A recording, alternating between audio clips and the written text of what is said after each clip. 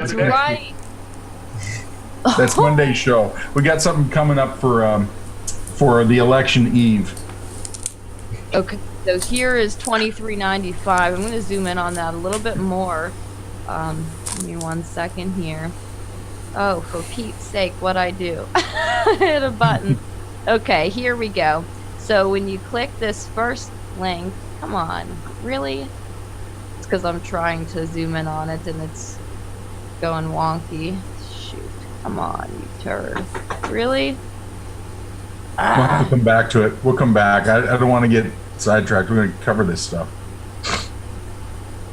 It's totally okay. Here we go. Here we go. Come on, you jerk. It's because you're zooming in and you're running out of memory. Yeah. Barbara Peterson, Q is watching and he's giving us stuff to go with the slides. He is. That's right on. Okay, so let's pull this up. I want to see this, though. I want to see what tweet this is referencing. Come on, there it goes. Okay, here's the Matt Gaetz tweet. Breaking footage in Honduras, giving cash to women and children to join the caravan. Oh, for Pete's sake, really? Yeah, pull it up. You want to watch the gun in the guy's hole in his belt line. Can you scroll down a smidge? Yeah, it's kind of frozen. There it goes. There, you're missing the gun. Now.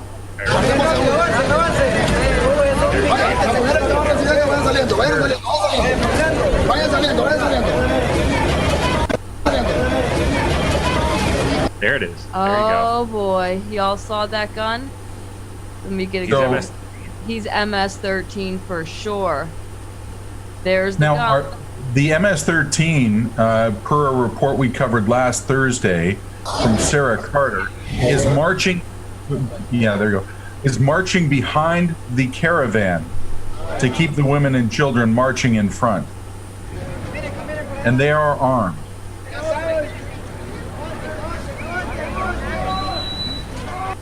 There, you can see it. Wow. Clear as day. Clear as day. That is an MS-13 member. That's exactly what that Handing out one by one. is. Unreal. Just to get them to join the caravan so that they get some women and children there that they can put to the front of the caravan for photo ops. This is what we mean like when we say this is all engineered. So if you look at the next one, speaking tonight at the rally about Dems and why they want illegal aliens coming to our country, at Real Donald Trump said, what do they Dems really want? They want them to vote. Sound familiar? Facts matter.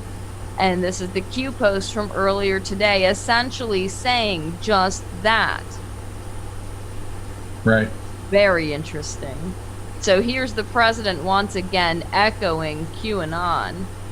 It's a great Q proof right there. Yeah, right? Okay.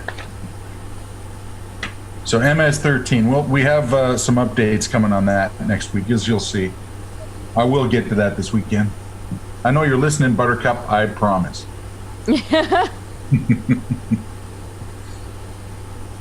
Okay. So we just covered the Hussein regime giving away the West. Let's go to the next one. Note where the purple is, by the way, and the next slides too. This is where the U.S. uranium fields are located.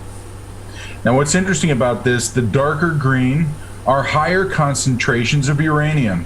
The greater sized fields have lower concentrations of uranium in the strata. And what that means is when uranium one got 20%, it said in the news, it actually was 25% of our uranium mines, but it's 25% by area. So they could pick and choose, and they had first right of refusal, meaning they picked and chose exactly what they wanted out of our uranium fields and knew where the higher density stuff was. Wow. Let's go to the next one. Yeah, there's a lot to be said there. Now these next ones are just, these are resource maps. So take a look at where the resources are. Yep. These are coal fields, just U.S. clean burning coal. These the oil and gas. Look where they're concentrated. Right along that Colorado, Kansas, Oklahoma, Wyoming borders. Texas looks a little deep. Okay, these are the. Here, you want to grab that one? Yeah, this is the New York Times extremely detailed map of this 2016 election.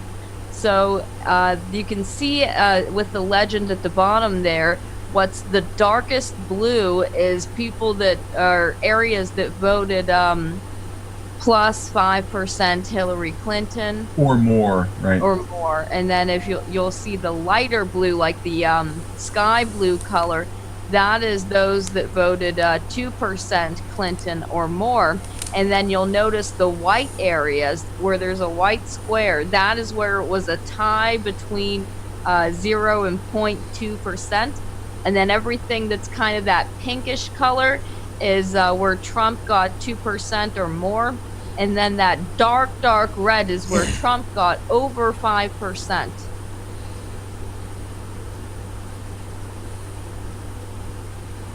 Now here it is by county on the same rubric as the other map. It's the same data, just presented differently. But I wanted to include the Q map because the Q map is live. Now when you go back and you look at it, there are some discrepancies in the Q data. I don't want to get too picayune here, but the fact of the matter is, just looking at the data, you can see that most of the undocumented persons are coinciding with the areas of the highest crime that we saw on the last slide, and also coinciding with where the resources are.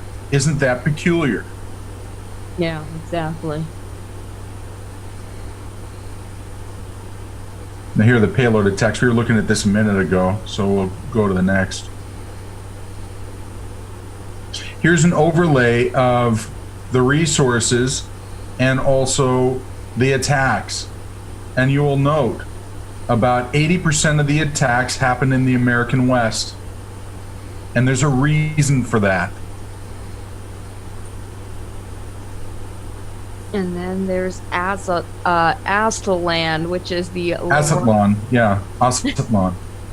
Yeah, that is the goal of La Raza, which means the race. That is their, where they believe is their territory that they would like to take. They're working with the globalists, and they're working with George Soros to tear off western half of the United States, the part with the money. Just like they did in South Africa, by the way, successfully.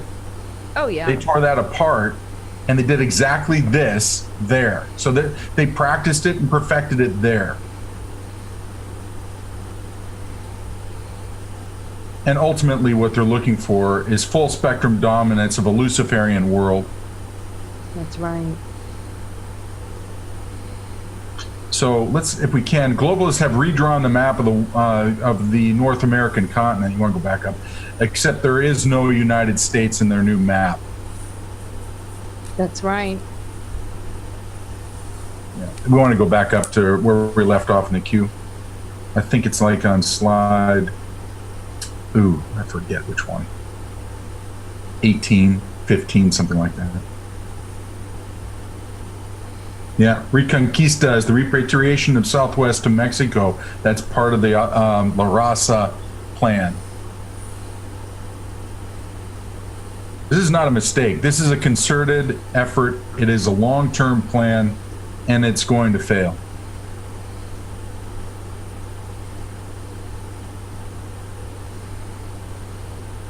Okay, so we had covered this one. And then this is interesting because this is 2389. It's got the link to the Time magazine's list of the 25 most influential people on the internet, in which they listed QAnon as one of them. And Q's telling us, never forget. It's on the next slide, I think. There you go. There it is. So, I tried to crunch that picture so they would fit. Yeah, right. This is interesting, though. This was an article that was published June 28, 2018. So this was the fourth annual roundup of the, quote, most influential people on the internet, unquote. Time evaluated contenders by looking at their global impact on social media and their overall ability to drive news. Here's who made this year's unranked list. So they go into that, which is very interesting. Contact time, editors about this story. So, about half a decade since their debut as a group, 7-member Korean pop act BTS, which they translate as Beyond the Scene in English, continues to gain global momentum. They've already broken at least one of their own U.S. records in 2018, releasing the highest charting K-pop album ever, Love Yourself Tear, which debuted atop Billboard 200. But the real engine behind their success is their passionate social fan base, who style themselves as the ARMY and eagerly consume anything related to the group, from tweets to videos. John B. Wells will be coming on in about 7 minutes. So for those who are wondering, we are watching the clock. Hi, Brendy out there. I see you. This is Q Post 2390, and it says, why doesn't the media remember this? And it's a picture with President Trump and some others who are receiving awards, including Muhammad Ali. And it says below, Trump being given the Ellis Island Award for contributing to the conditions of inner city black youths, standing alongside Muhammad Ali and Rosa Parks. I didn't realize that was Rosa Parks. That's cool. Then Q says, there is truth in memes, truth that destroys the fake news narrative. House of Cards. Q. I love that. House of Cards is right, because the fake news is not able to control the narrative anymore. And I think that after these midterms, we're really going to see how much they've lied to us, right? Mr. Pam and I were just at the Walkaway rally, and the way they tried to depict that event and discuss it was absolutely ridiculous. They referred to that as a minuscule crowd. There were at least 5,000 people there. It was not a minuscule crowd, but that's how they try to socially engineer people. And it's just wrong, and I think that we're really going to see that. I love this. I think this is awesome. It's like, you know what? Back in the 80s, nobody ever said that Trump was a racist. In fact, he was on Oprah, and they were, these talk show hosts were asking him, oh, are you going to consider running for president? And they loved him. No, he never got that smear until he decided to run for president as a conservative, right? Right on. Hey, by the way, I just noticed something. I've been preparing for next Monday's show. I can see the name of it at the top of the page. Oh, I just got that. I sent you the wrong one. Oh well, that's the name of the show on Monday. that's gonna be awesome. That is so funny. You're gonna love Monday's show. Anyway, 2391 is on the screen, and it says, "Is Trump a racist?" If your answer is yes, then you have been successfully brainwashed by the mainstream media. Congratulations. The truth will set you free. Q. That's right. Okay, so we did cover this, and then we got into the map. So there is one thing I wanted to show you as we wrap this up before we pass it on to John B. Wells, and that is something very interesting that was Q posted earlier, and I think that this is something that needs to be done. So I'm going to take it upon myself to do this. Now, Q posted this picture here. Q has not violated the Hatch Act, and he put this guide up, and he showed us what to key in on here and focus on. Let me zoom in a little bit more on there. But it says, why did select senior members of the Democrat Party, 6 of them, send a letter to Don McGahn in early October outlining Hatch Act violations regarding Q? FOIA works in this situation. So I think that's also kind of a link to Tom Fitton, right? Right on. Yeah, and Judicial Watch, right? Like, let's get your help too. But I'm taking it upon myself this weekend to look into filing a Freedom of Information request. And I'm also going to reach out to Don McGahn, White House counsel, and try to ask about it. I'm just going to call his office and try to get a statement from them. And then I will figure out how to do this, and I will file a FOIA. That's awesome. And I'll be there to help you if you need help with it too. Hey, by the way, I wanted to tease Monday's show just for a second, if we can. We've been doing a lot of research this last week, and of course, with all the presidential rallies and all the hubbub going on, we haven't had a chance to get to really much of it. But MZ, sorry, I will repost the sauce packet. But I wanted to say, for what's coming next week, we have been drawing a line between what happened 1 year ago today. 1 year ago today, an American citizen traveled to Saudi Arabia on a secret mission. The conclusion of that mission led to the arrest warrants of the Saudi royal family, the princes. And all of them were constrained, plus 44 of the top leadership in Saudi Arabia were all under house arrest for over 2 months. And some of them lost their lives, and some of them lost some toes. And we're going to be going into that detail because, believe it or not, it ties all the way back to the death of Princess Diana 20 years ago, and ties together with President Donald J. Trump. And you don't want to miss that show. That's what's coming up Monday. And it's going to lead to a red tsunami for sure. Not the show, but all this activity going on in the polls and what's happening with the rallies. It's just it's spectacular. So how did we do tonight? We don't usually ask that anymore. We've been so busy doing stuff. Look at the timestamps here too. I like pointing that out. Right? The president. Yeah. Oh yeah. I like that zoom in. It's better than the one I had. That's much better. Returning power to you, the American people. Look at the date and timestamp, and then show that airplane again. That's a 757. This is a. Oh. That's a 757, not a 747. And if you don't like the show, that's fine. Just let us know what to do to improve. If you give us a 1, go away. What the hell are you doing here?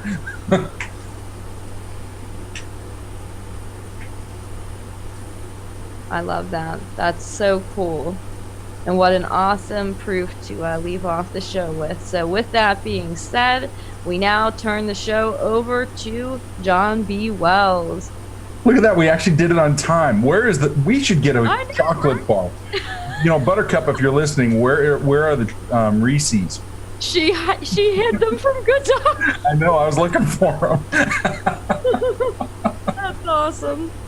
And I just want to, real quick before we leave off, I do want to say I'm going to put out a link to the Digging Deeper Discord server. Reach out to me and send me a DM if you know anything about filing FOIAs and you want to help me this weekend. That's my project. We are going to file a Freedom of Information Act request on this letter to Don McGahn. We want to know who these 6 Democrats were, what was the contents of that letter, and that's the plan. So if y'all want to help me, I'm going to put out the link to the Digging Deeper Discord server, and if you're typing into that and you can't find me, DM me. Just type in the general subfolder and put @Radix Verum and then your message, and then I will find you and I'll be able to DM you. Roger that. Thanks, everybody. Have a great weekend. Let's see, am I getting any text messages here? Lovely Ms. B, are you out there? No, but I am. Will I do? Much better. Sorry. Probably not. Well, good evening to you. And you too. I'll tell you what a rollicking week it has been, yeah? Right on. Did you see that slide build, or were you guys busy preparing? No, I saw it. I was watching it for the last couple of minutes, and curiouser and curiouser. You know, Absolutely. it just seems like the whole thing is hanging together by a thread. It really does.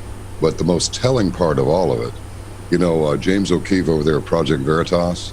Now, you know, this is not Q depth level, because Q's talking about the overview, what's going to happen in the broad strokes, you know, and some of these perpetrators, these frankly evildoers that have been at it for a long time. But Veritas has gotten into it, and they've taken all these candid videos of people talking about, like, this character, this Beto O'Rourke. I think it's really Beto, but I call him Beto for obvious reasons. And so they're using campaign funds to, you know, bus illegal immigrants up to various airports. We're like is every other word in a simple sentence. They're going to take them to airports and bus stations. Like, if they take them to the airport, nobody's going to ask for ID. What are they going to do at the airport? Hang out? It's the most stupid thing you've ever seen. And all these people inside the IRS, and they're talking about, they don't really care if they target individuals or organizations, because it's virtually impossible for them to be fired.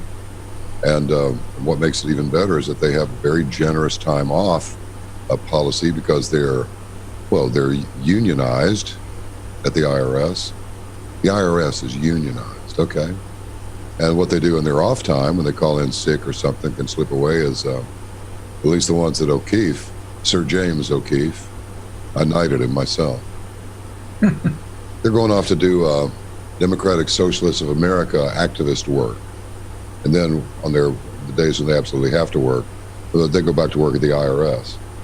It's incredible. And this one guy was saying, you know, it's against his the bylaws of his union to break the American Constitution. And the journalist says, "What you do?" He goes, "Yeah, but I do." So if the FBI is corrupt, we just got rid of Brennan, the insane, the Muslim CIA director who voted for the Communist Party candidate for president in '76. This guy winds up head of the CIA, right? And then that is actually amazing that he actually was heading up the CIA. Have you ever listened to him at any length? He gave a speech here about a year ago down in Telluride, and it was horrible. I mean, it was just like, how is he not? Where are the guys? The jacket with the long arms. Well, what's even weirder is when he went to me, this is just the limit when, as far as civility is concerned and discretion, but as far as what I think he may have been trying to do, whether he was really conscious of it or not, was send a message. Matter of fact, let me think about it for a second. Yeah, I'm pretty sure he was sending a message. He admitted this to a group. That's the speech that he gave to this group of potential recruits for CIA. Is he admitted that he voted? I mean, I voted for the Communist Party candidate in '76. So even though you do things like that when you're young, it won't keep you from joining CIA, obviously. So if the courts and the FBI and the CIA, and the State Department and the Justice Department are all corrupt and you have a problem, who are you going to call? I'm thinking of probably in this case, I think Ghostbusters is appropriate, because I think these people, in many cases, are positively demonically possessed. Maybe Ghostbusters can help them. But other than that, I really don't know. Happily, it's President Donald Trump to the rescue. And I really hope that he can do what I suspect he's going to do, which is drain the swamp and flush the toilet. That's what I'm talking about. R-matey. Who is that? This is Stewart. Hey, John. Stewart, how are you? Good. How are you doing? Well, you know, I'm approaching the line where I'm doing too good for my own good. And once I go across that line, it's not going to be good. You know what I mean? Good to have you with us. You know, I understand we're going to see you next weekend at Operation Classified. It's going to be a good day. Yep, you bet. Looking forward to it very much. Talked with you many times. Always enjoyed it.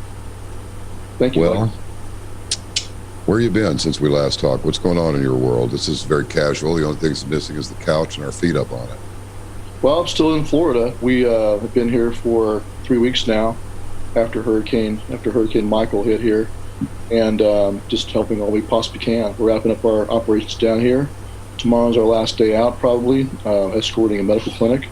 Yep. And delivering some donated winter clothing. We did a clothing drive. One of our local guys here did a clothing drive and gathered up winter coats to give out. So, what are you hearing from your contacts down along the border with this mob on a mission heading our way called the Caravan? I enjoy hearing the word caravan bandied about, but not in this context. They're not a caravan; they're a mob. What are you hearing from people down there? Well, that's just it's kind of like a sideshow, frankly.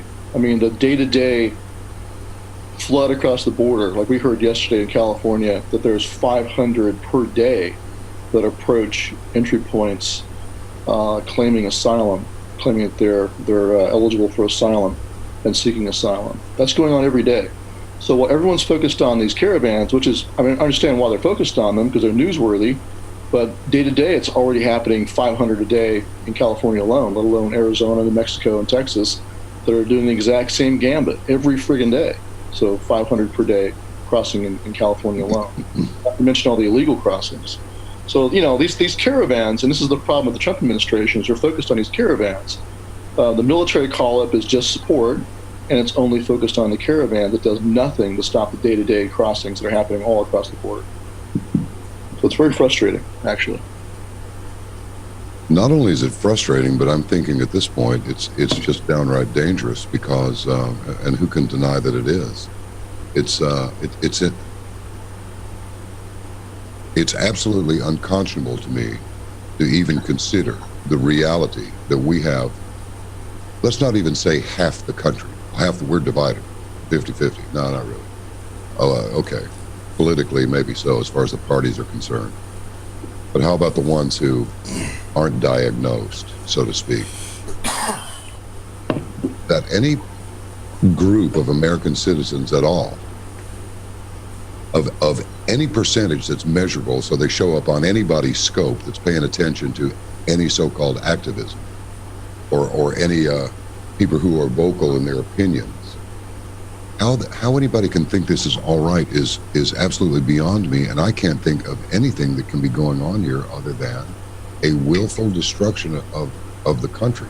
I was just talking with a fellow this afternoon who's based out in LA, for example, and he said California, San Diego, San Francisco, Los Angeles, he said it's a weird mix of first, second, and third world cities. They've got over 100 people who have been infected with typhus, which he graphically described when I pushed him to do it, as they're having contracted typhus from lice, which feed on the human feces that's all over the place. Then the lice get on the people and they transmit the typhus. And then San Diego just supposedly just called okay, it's over, to their hepatitis A epidemic down there. So I don't see this ending well if it goes much longer. I really don't. I think we're going to reach the point of no return. If we don't do something, and I don't know what it is outside of some really draconian measures.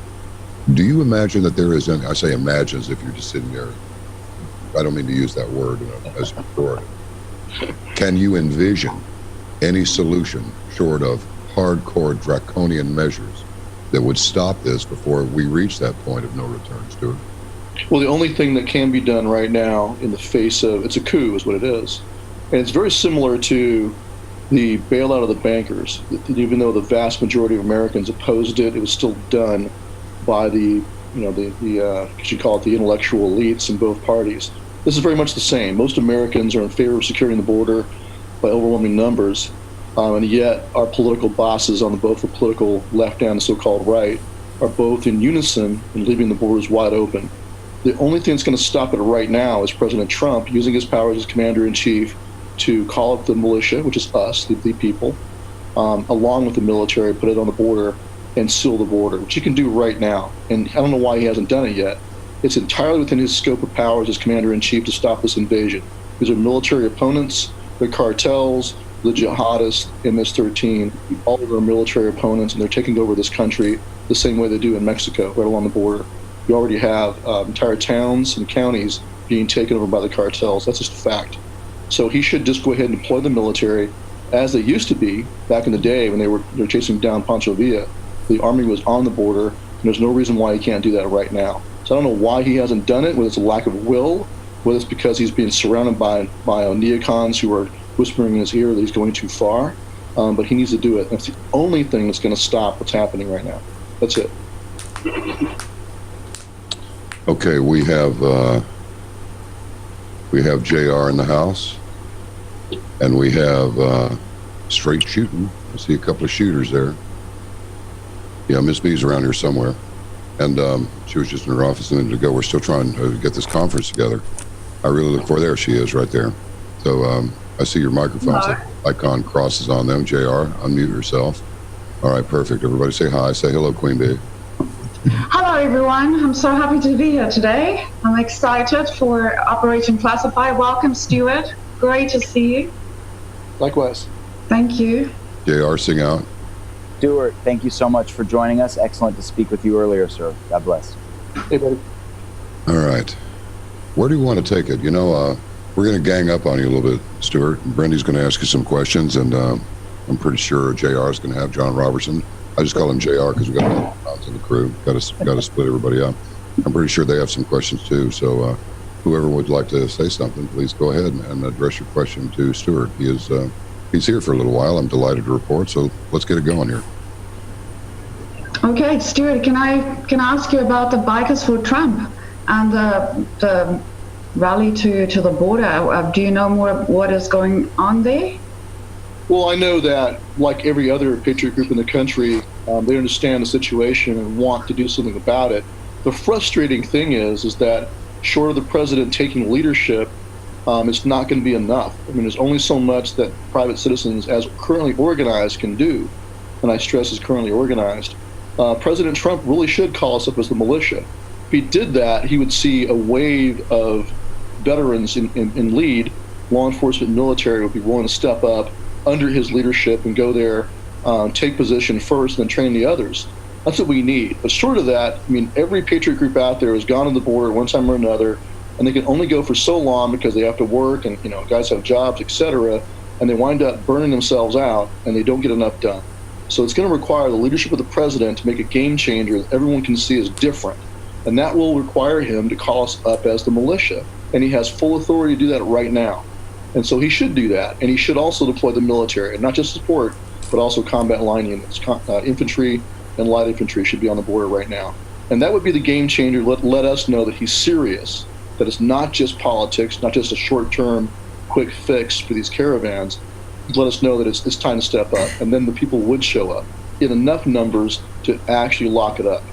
That's what it'll take, though. It takes his leadership. Who do we reckon organized this, Stuart? Is anybody, I mean, I'm pretty sure there's Soros money in there somewhere, but I think that George Soros is just the face that we see and the name that we hear.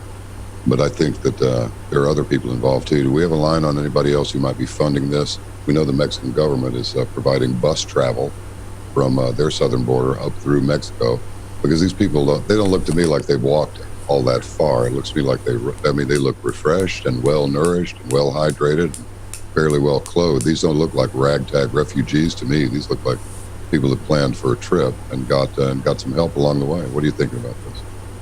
No, completely. I mean, most of them are military-age males also. Look at the wave of them coming across the border, or coming across the border with Mexico, waving the Honduran flag. It's mostly military-age males. So it's hardly like women and children. It's the same thing as in Europe, right?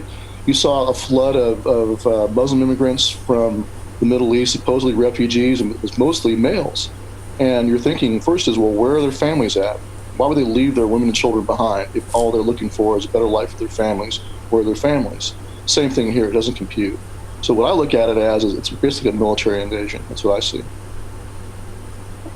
Stuart, what about you, John? Sorry, John.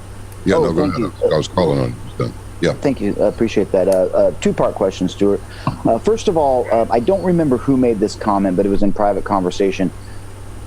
Their opinion was, of course, they'll put the women and children up first. As this refugee horde, this mob, whatever you want to call it, as they arrive.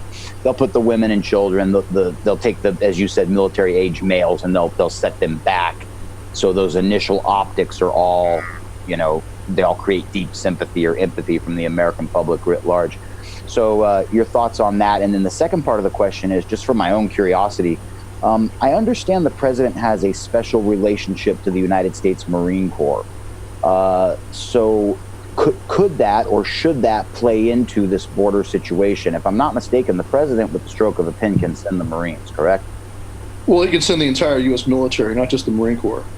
In my opinion, posse comitatus does not stop him from using the military on the border to repel foreign invaders. It's not being applied to American citizens, it's being applied to foreigners. And he has the right and authority as commander-in-chief to defend this country. So, of course, secondary to that is there are exceptions in the Posse Comitatus Act for drug enforcement, for example. And there's also clear congressional statutes that allow him to suppress insurrections or to stop combinations that are thwarting the exercise of federal law, which is what we see here. We see both people inside the United States and internationalists like Soros and people in these host countries, Honduras and El Salvador, all colluding together in combination to bring these people in against the laws. And so he could use those federal statutes as well. So I really see no impediment in using the military. Of course, you should expect some leftist judge to try to claim that he's in violation of one statute or another, or posse comitatus in particular. But he needs to fight that fight, go ahead and just do what he needs to do as commander-in-chief and fight in court if he has to. And let it go to the Supreme Court. Hopefully the Supreme Court will back him up. But until he takes action, though, they win. They win by default if he does not take action. And what he's done so far does not constitute action that actually secures the border. If he stops these caravans, all that is basically a dog and pony show. While they're distracting us with these caravans, you're getting thousands coming across the border every day, all over the border. It's happening every day. Stuart? Randy, I was wondering who was going to sing out. Who said something? There's a question in the chat room for Stuart. It's from DJ Jeffany. It says, has anyone thought that our president could move the troops across the border with the Mexican permission to stop the caravan before it gets to the United States? Yeah, absolutely. That's been proposed over the years, actually, by some retired generals. I think it's a viable option. We went across the border to stop Pancho Villa. The Mexican, here's a problem with Mexico. Mexico is basically a cartel state. It's a narco state. It's hard to tell where the cartels end and the Mexican government begins. And so we should just look at it as for the reality that it is. It's a failed state. It's a narco state. And so, yes, I think it'd be pretty fine for him to go ahead and cross the border if he has to, 5-10 miles in, and do what he has to do in Mexico, if that's what it takes. So I support that. But that's his decision. What he thinks is necessary with Mattis as a military matter to defend this country. But absolutely. If Mexico doesn't like it, too bad. But I wouldn't ask for permission to do it. At this point, consider them part of the narco state. That's the part of the problem. Mexico has failed to enforce their own border laws, and they should not be surprised if we do what has to be done to secure our borders. Politically speaking, I'm just wondering, politically speaking, nobody ever asks that dude from Univision. I'll be as civil as I possibly can. I can't stomach Jorge Ramos. But he just gets on there and just runs his mouth continuously, and he thinks the more words he throws out there, it's almost like reactive armor. You ask him a question, your question never reaches him because here comes all the reaction by the time you've almost finished your sentence. The question is never asked, what is it about Mexico and Central America that makes it so unlivable that all these millions of people feel the need to come north? And why do they become our problem and not the countries of origin's problem? What do you make of that? Is it just an outpouring of heart from the American people? Because I don't see anybody else pouring it out. I don't see them going south into South America. I see them coming north into the United States. I mean, what do you make of this? I mean, it's obvious, but I just want to hear you say it. Well, it's been orchestrated intentionally by people inside the United States. I mean, it's a coup. The progressive left in this country sees this influx from Central and South America, and from Mexico, and don't forget, as the chairman of the Border Patrol now, I forget what he's called now. It's called the commissioner. As a commissioner of the Customs and Border agent said the other night, about 100 different countries, illegal aliens from 100 countries are coming across the border. And all of this is being well orchestrated by the left in this country because it's part of a coup. They're losing people through the walk-away movement here domestically. They're losing support. They're losing elections. And so they want to replace that loss, that leaking of common sense among the American people. They want to replace that with new voters that bring in illegally and give the ability to vote either in your face or tacitly, either through amnesty or through allowing them to vote illegally. Either way, they're replacing us with new voters. It's the exact same strategy as you see in Europe to subvert and destroy the European countries. It's the same game plan by the same people, by the globalist elite. And their goal is to crush us with new votes and take illegitimate power permanently, which is what Marxists do all over the world. Whenever they get the chance to do it, they'll lock in power by any means necessary. That's what they're doing now. If they were voting Republican when they came across the border, you would see all of these Democrats down there demanding they be shot before they came across the border if they were voting for Trump. Because they know they're going to vote, or they hope they're going to vote Democrat, they want them to come. And the more the better, because they'll win politically, they think. Brendy, would you mind commenting on what happened in South Africa when all of these zillions of people began streaming across the northern border at the end of that 20-year war? Was it? I guess it was 19 years, right? Yeah, it was 19 years, but what happened is that was the plan. They flooded the border with everybody from coming in from Zimbabwe, Botswana, all the way from the Congo. They just flooded. I mean, we went from 1948 being about 8 million African people in South Africa to 40 million by 1994. And that wasn't just because of the birth rate going up exponentially. I mean, that was flooding the borders, and that was the plan. So by the time that Nelson Mandela walked on water out of prison, because he was never, I mean, he was in prison, but the prison was a wonderful house. You could go to the beach and travel and get visitors and have phone. And I mean, it was a lovely prison. I mean, I think there's a lot of people that want to be in that kind of prison. But anyways, the fact of the matter is that he was in this house prison. And by the time he walked out and became president and there was an election, there was a overwhelming majority. I mean, there was only about 5 million against 40 million. So there was just no way that they couldn't win. So they have held on to power for the last 20 years, ruined the country. And it's a complete communist agenda. So they keep the poor, keep them on welfare, keep them on social benefits. I mean, they're even paying young girls to have babies. They're saying that if they're giving them a few rands a month per baby. So they're popping out babies and then taking them to the farm for the grandmothers to raise and going to spend the money in the city.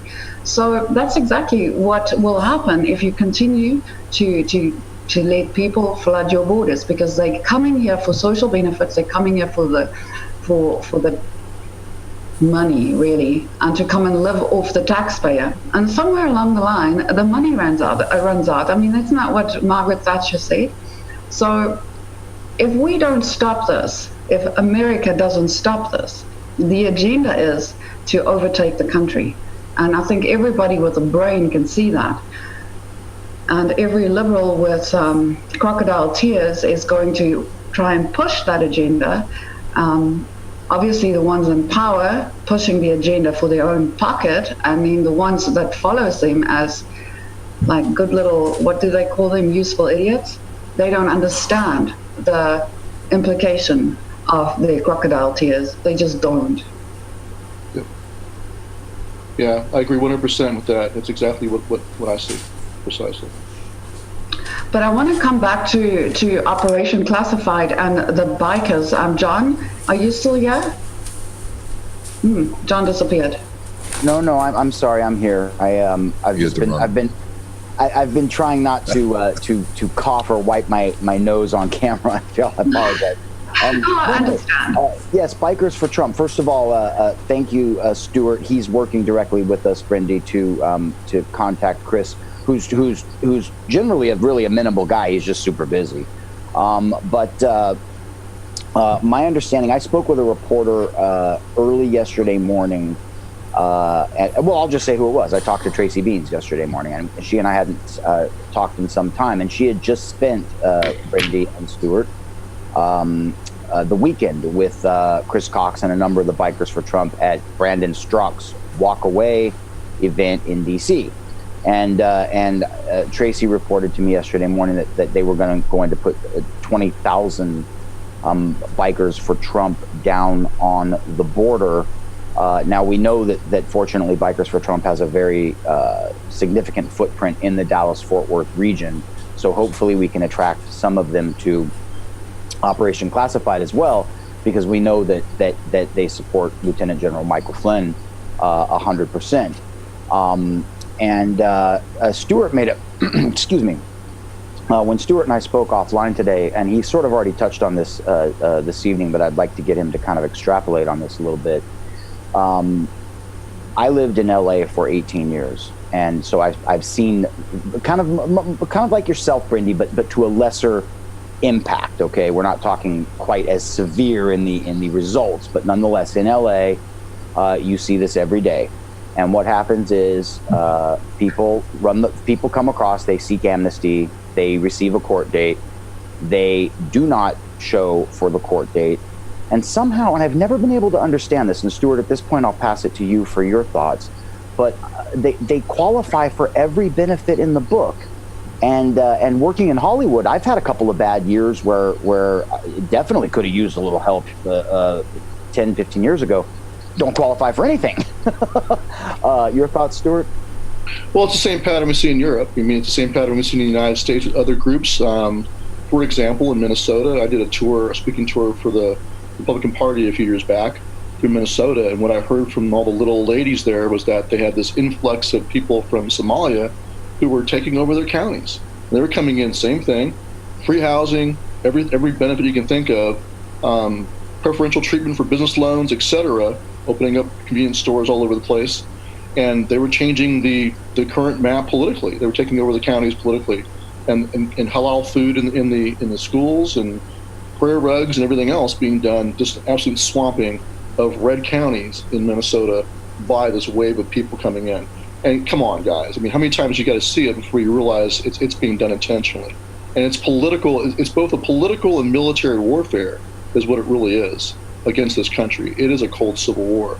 And this is the outside element being brought in from internal enemies as new allies, because they're losing politically here inside the United States. I think the walk-away movement is wonderful. It shows that there's still hope, even on the so-called political left.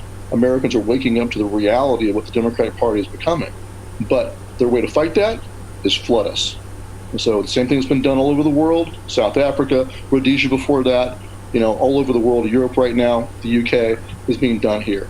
And so we have to do something. I think it's important for, Bikers for Trump, Oath Keepers, 3% Center movement, all the other patriot groups, Tea Party movements, whatever they are, to step up and show their support for the president 100%. And that should require us to go down the border, boots on the ground. I agree with that.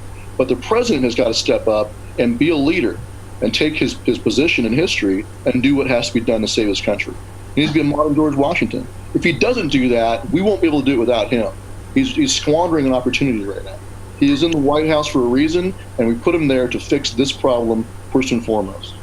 I totally believe that he is going to do that. It's part of the plan. That's how I feel, and that's how I see it. But there's a question here for you again, Q. Q. The question is about Q, Stewart. It says Q's plan is to destroy them, and ask Stewart, who is Carlos Slim? How does he relate to the New York Times, and what impact does his politics have on the American society?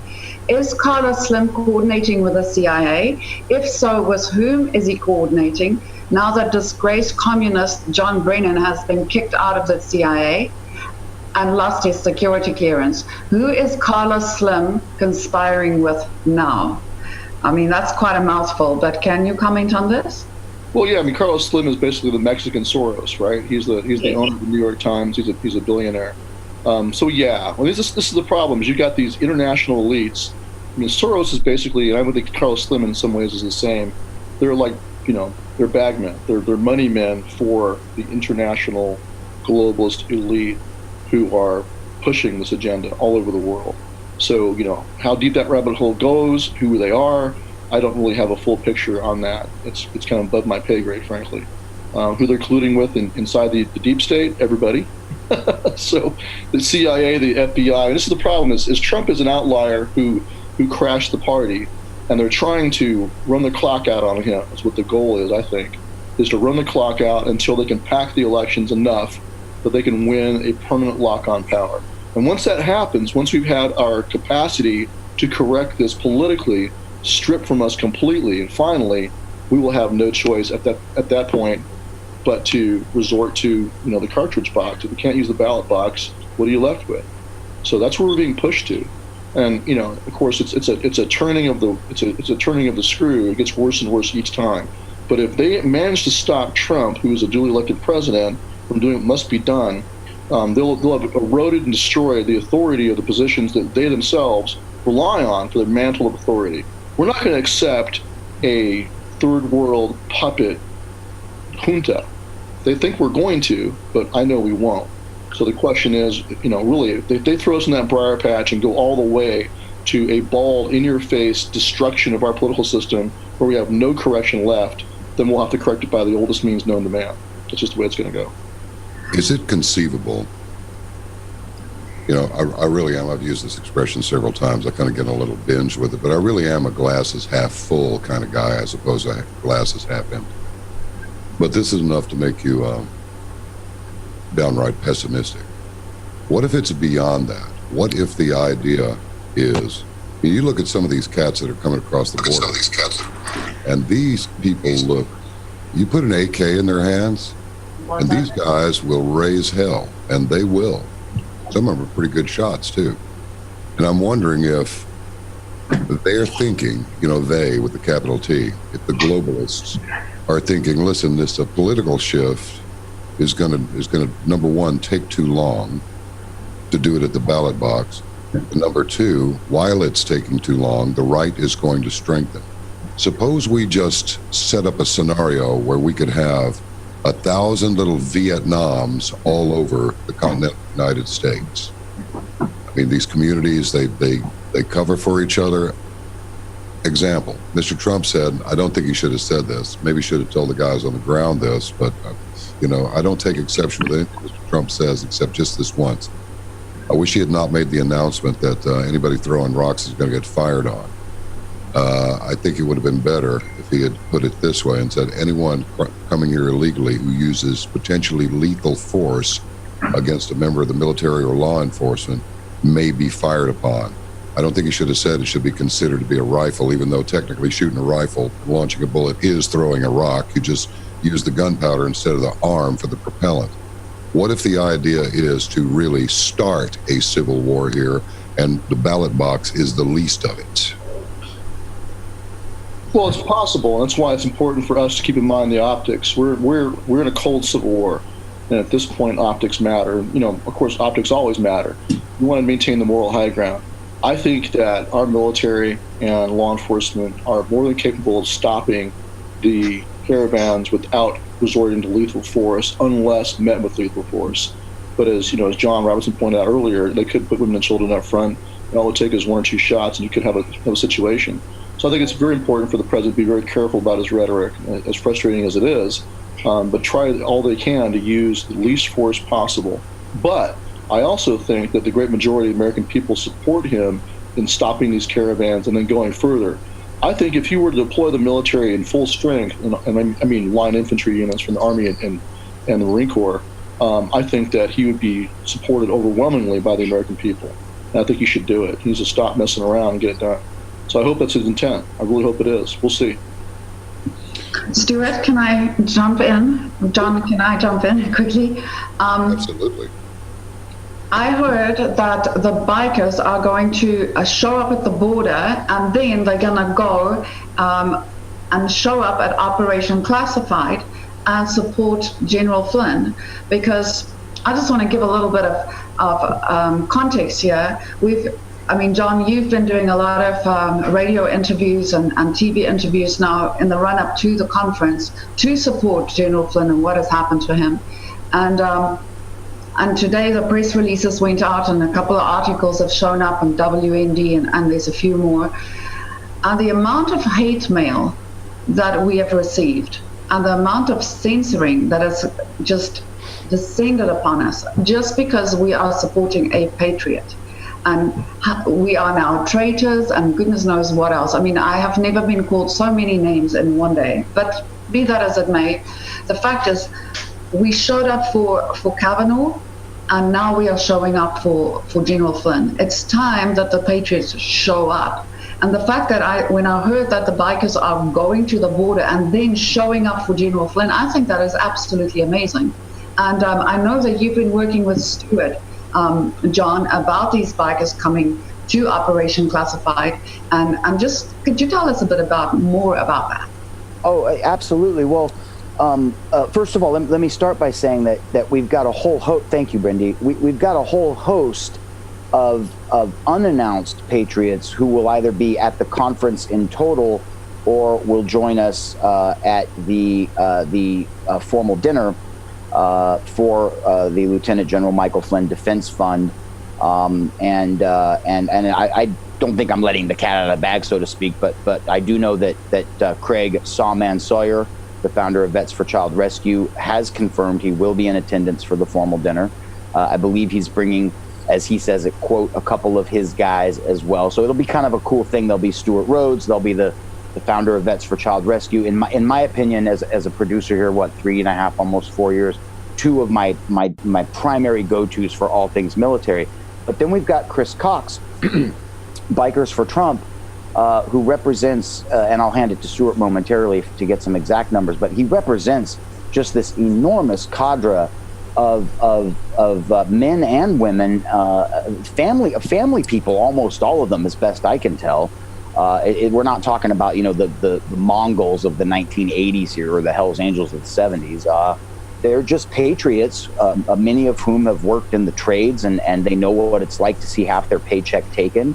And they also know what it's like to be shafted for one reason or another for political expediency. So yes, indeed, Stewart has been a gentleman and has offered to facilitate the communication between Chris Cox and ourselves, and we certainly do anticipate getting a presence from Bikers for Trump. Stewart, I'll save the next one for next time, but I do have another question for you. But let's talk about Bikers for Trump first, and then I want to ask you a question based on your time in the military regarding the optics we're seeing about these refugees. But Stewart, a little more on the Bikers for Trump thing. Excuse me. Well, absolutely. Well, Chris Cox and Bikers for Trump, we worked with them in the past. They were with us both times in Berkeley, standing up against Antifa. Chris Cox was there in person, right on the line with the rest of us. So yeah, they're solid patriots. They've been bumping heads with the radical left all over the country. And of course, they're hated and despised, but also feared, just as we are, by the radical left for good reason, because these are guys that don't scare. So, so we consider them basically a sister organization. We're proud to stand next to them. So I'm glad to see Chris taking leadership again and stepping up and leading his people to go forward and support the president, boots on the ground if necessary. And we're the same mindset. We are currently in communication with ranchers in Texas and in Arizona and even California along the border to seek out ranchers who want our protection. And we want to make that our first footprint on the border is on ranches and then branch out from there. We would like to see coordination with Governor Abbott in Texas in particular, put boots on the ground to support him and what he's doing with his state, and then combine federal, state, and volunteers to get it done. That's what we'd like to see. So we want to see as much cooperation as possible with friendly, patriotic governors, and we think Texas is a good focal point right now. If I may, I'm going to take a follow-up, Brindy and John. So we have a new friend at Caravan to Midnight, and John has been dealing with this man handily. Forgive me, I'm using my iPhone as my second point of reference here. But Beto, this guy, Beto O'Rourke, not his real name, mind you. Yes. And this is John and Brindy and Stuart. This is Christina Layla writing for Jim Hoft over at the Gateway Pundit. Headline: O'Keefe strikes again. Beto campaign appears to illegally spend funds. Okay, so that's part one. Illegally spend funds on supplies for caravan aliens.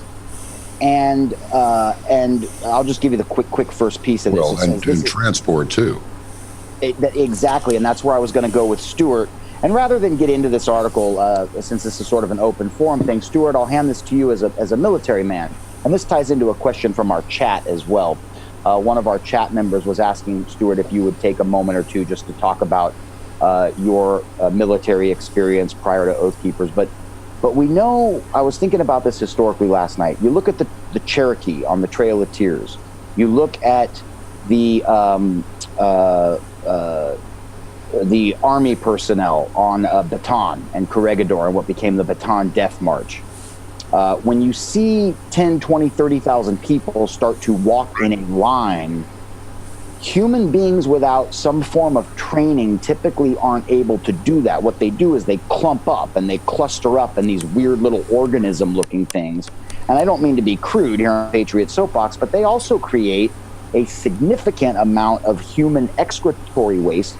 And we're talking, when you get 30,000 people together, you're talking about an enormous sewage disposal problem. You're talking about tens of thousands of gallons of water a day.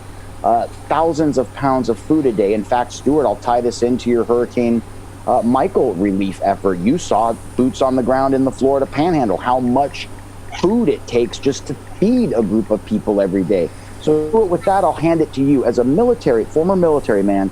Let's dispel this idea that this is an organic, just happened to happen in the name of human rights, and let's take this Beto O'Rourke guy to the woodshed. Stuart, I'll hand it to you. Logistics, this crowd, I mean, come on, this is not organic. Well, no, and I would not compare it to either the Trail of Tears or the Bataan Death March, because these people, like you said, they're well clothed and well fed, and they're being helped along the way. They're being given, a vehicle transport for a long part of it. I see them hopping on trains and trucks, and that's being orchestrated. And I believe there's facilitators in the crowd that are going along with them and helping them do it. So it's not organic. It's orchestrated. It's part of it's visual too. The whole goal is to have you focus on this, and then have Trump get a black eye politically for turning away, quote unquote refugees. That's what they want to see. They want the optics of excessive force being used to turn them away. That's why he has to, handle this properly, but I believe decisively. If he blinks and allows them to process in, and the old way of doing things, give him a court date, let him go, I think he loses. So in a way, it's a game of chicken with him to see what he's going to do. So I think he needs to be resolute and make sure that he stops these caravans at the same time using minimal force. But I believe our military is up to the task. They've been doing police work now in Iraq, Afghanistan, all over the world, Korea, everywhere in this country, everywhere in the world practically. They've defended borders successfully, except for here. So I think they're more than up to the task. They have the technique to do it. They can get it done. So I think Mattis is not stupid. I think the men that work under him can get it figured out to do this in a way that's effective, but also as humane as possible, understanding the optics. But they must do it. And I think that he needs to go way beyond that and do the exact same thing across the entire border. That's what has to be done now. And let the chips fall where they may. No matter what he does, he's going to be attacked by the leftist media. So I think what really counts is what Middle America thinks. And I think Middle America wants the border sealed. And I think that they're willing to go along with him doing that in an effective manner that's also as humane as possible for the women and children, the smaller minority of women and children in those caravans that are present. He has to be careful about that. Other than that, he must stop them. Oh, boy. Well, this O'Rourke character, I thought it was interesting. First of all, I've been baffled for a long time. This is a casual Friday, right? So I decided to lose the jacket. Vicente Fox. I always wondered, what kind of a name is that for a Mexican? Fox? Really? Okay. He says he hopes that every Mexican will vote for Beto. Every Mexican will vote for Beto. What do we do about these votes? Let's just go to votes for a second. Let's do this. If this goes kinetic, we know how it's going to go. I've been warned about this ever since the Coast to Coast days. It was a little brash, but I said, listen, keep pushing for a civil war. But let me tell you what's going to happen. The so-called right wing is going to annihilate you. If you push us to the point of civil war where you've crossed that line and you are now literally endangering the country. For example, all these thousands of people up there, right? Mr. Trump sending 15,000 troops. Who knows how many are really being sent? Got law enforcement down there and so forth. But if they're outnumbered 2 to 1, I'm thinking there may not be enough police down there to arrest everybody who may start rioting and throwing rocks. I mean, a riot's pretty bad. But if you got them all packed up against your border and they all go crazy at the same time, start rioting and just push toward you, what are you going to do? And so I'm just wondering, your strategy, you've been in the military, you've studied all this stuff, Stewart. John, you've been deep into these conversations with many, many people who have been in the military. And you know a thing or two about strategy. Brenda, you witnessed firsthand what happened in South Africa. You know what the strategy is. You know it's guerrilla warfare. It's not, the guys in the blue uniforms, the guys in the orange uniforms line up and then go at each other like in the 18th century. That's not going to happen. So,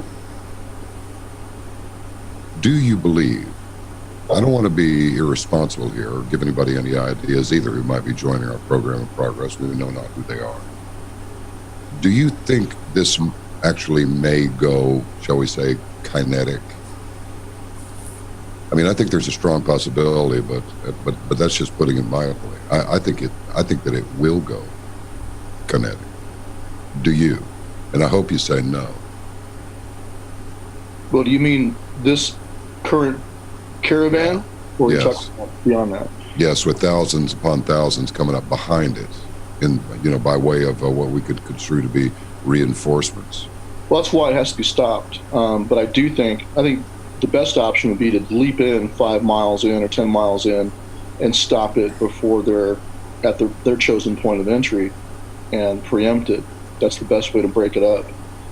If Mexico is going to be a failed state and refusing to enforce their own laws and allowing these people to transfer through Mexico unimpeded, then they lose their right to complain about us defending our country. So I think Trump should try to stop it 5, 10, 15, maybe even 20 miles inside, and do it in a way that surprises them and takes the wind out of the sails, and does it off of U.S. soil. So there's less of an excuse for the leftist judges to claim that once they've set their foot on U.S. soil, they now have rights to a judicial process inside the United States. So I think that's the right way to go.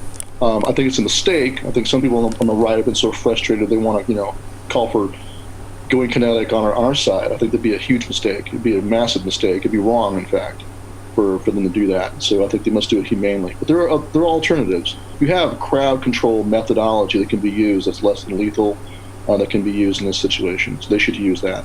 But if they don't stop this caravan, then all it will do is give a signal, much like the Visigoths, right? Fleeing across the border. It'll be a signal that you can get into the country. All you got to do is come in large enough groups and you can crash right through. And they'll keep coming. And that'll be the chosen strategy, because the optics are bad. They want to have the bad optics of, it's a parallel to Bull Connor using, the water hoses on civil rights marchers. Is what the left wants. They want the optics of Trump using sound cannons or whatever on women and children, or water cannons, etc. That's what they want. So if he can find a way to short circuit it and not have that happen, he should do it. But one way or another, he must stop these caravans, because otherwise it'll be a wide open signal to the rest of the world that our border no longer exists, period. Everybody's in a twist over these midterm elections. I am too. I'm thinking there's going to be a red wave and not a blue. But it is possible. I mean, this outfit, Silver, with the, puts out this poll that Drudge puts up there every day.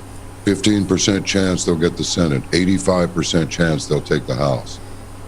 Do we realize that if they take the House, interdiction at the border is going to be very difficult? And now the House will have to do something, and they'll move it to the Senate, I suppose. But all these people are going to do is interfere with the agenda here.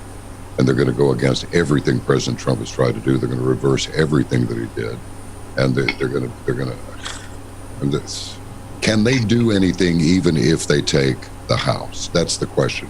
Can they undo stopping these mugs at the border? And can they reverse the travel ban from the primarily Muslim countries? And because it's racist, right?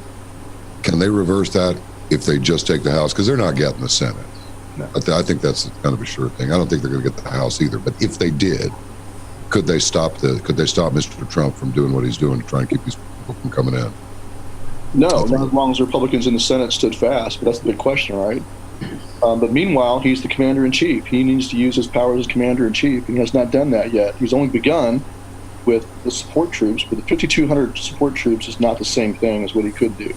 He could lock it up today or tomorrow morning. He could lock the border up with the U.S. military. That's what he should do. I think he would have overwhelming support. I think a lot of people that voted for him expect him to take that kind of action. If he doesn't, he'll lose support, frankly. And they'll take the wind out of our sails. Why would you want to vote for Republicans if they're going to act like Democrats? Want to stay home? You know, I wouldn't. I wouldn't want to do that under any circumstances. Well, a lot of people will, though. That's the problem. Is if they don't see, if it's business as usual, and we're going to die a slow death, bleeding out, with Republicans standing by doing nothing and sitting on their hands, a lot of people stay home. They won't feel energized to go and jump in. That's just reality. So he has got to energize his base by doing something real. That's what I think. Anybody jump in on this that you want to, including Conscious Abe and Thumper, if you want to. I don't know you. I don't recognize you right away by your handles, but you're welcome to comment. I have a question, yeah? Okay, hit me. Couple actually for Stewart, and one is for you. The one for Stewart is from Sam Smith. Please discuss Smith-Mundt Act and how fake news has been allowed to happen. Smith-Mundt repeal is so important to what is going on now. Optics equals propaganda news. I don't know what the Smith-Mundt Act is. Does anybody know in this group? No, I don't. So. I have no idea. So Sam Smith, we'll need some more information there. But I think you're referring to the equal time law that used to be in effect, which was used against conservatives. I mean, almost any law that's put in place to try to balance things out will be eventually turned on you. So I disagree with that. I think the way to do it is to crush the mainstream media monopoly by letting them die. Stop using them, you know.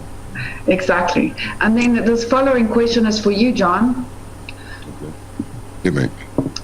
Well, they're saying, do you think that there's a possibility that this caravan is being sent for the sole purpose to create a civil war and then to implement martial law? Martial law. I've just lost my little question here and disappeared. Martial law, yes. No, it's so okay. Do you think that could be a possibility? My dear, you know me, so I'll clean it up a little bit. I think it's not only a possibility, I think it's damned likely. How about that? And the military, Stewart, maybe you can address this. I know you're not necessarily into logistics, although the chances are you know more about it than I do, so I'll run it past you. Military is stretched thin enough as it is. Now, if we have some sort of an outbreak in this country, because these people have pushed through, look, they're determined to get here. They're willing to fight with the cops. I'm sure they're willing to fight with the military. Now, Mr. Trump has said, we'll shoot you if you start throwing rocks. And I was like, well, we won't shoot you. We'll just arrest you. These people don't care about being arrested. You might as well threaten with the internment in some, I don't know, D block up at Marion to a Russian guy who's been in jail over there. It's like, what, are you kidding me? You might as well send me to Mar-a-Lago. It's about the same thing compared to a Russian prison. These people don't care about being arrested, and hold them for how long? And how many can you hold? What I'm saying is, I believe that if enough people get through here and they're not stopped with some serious force that totally dissuades everybody on the other side of the Rio Grande, don't come up here or you're going to get yourself killed.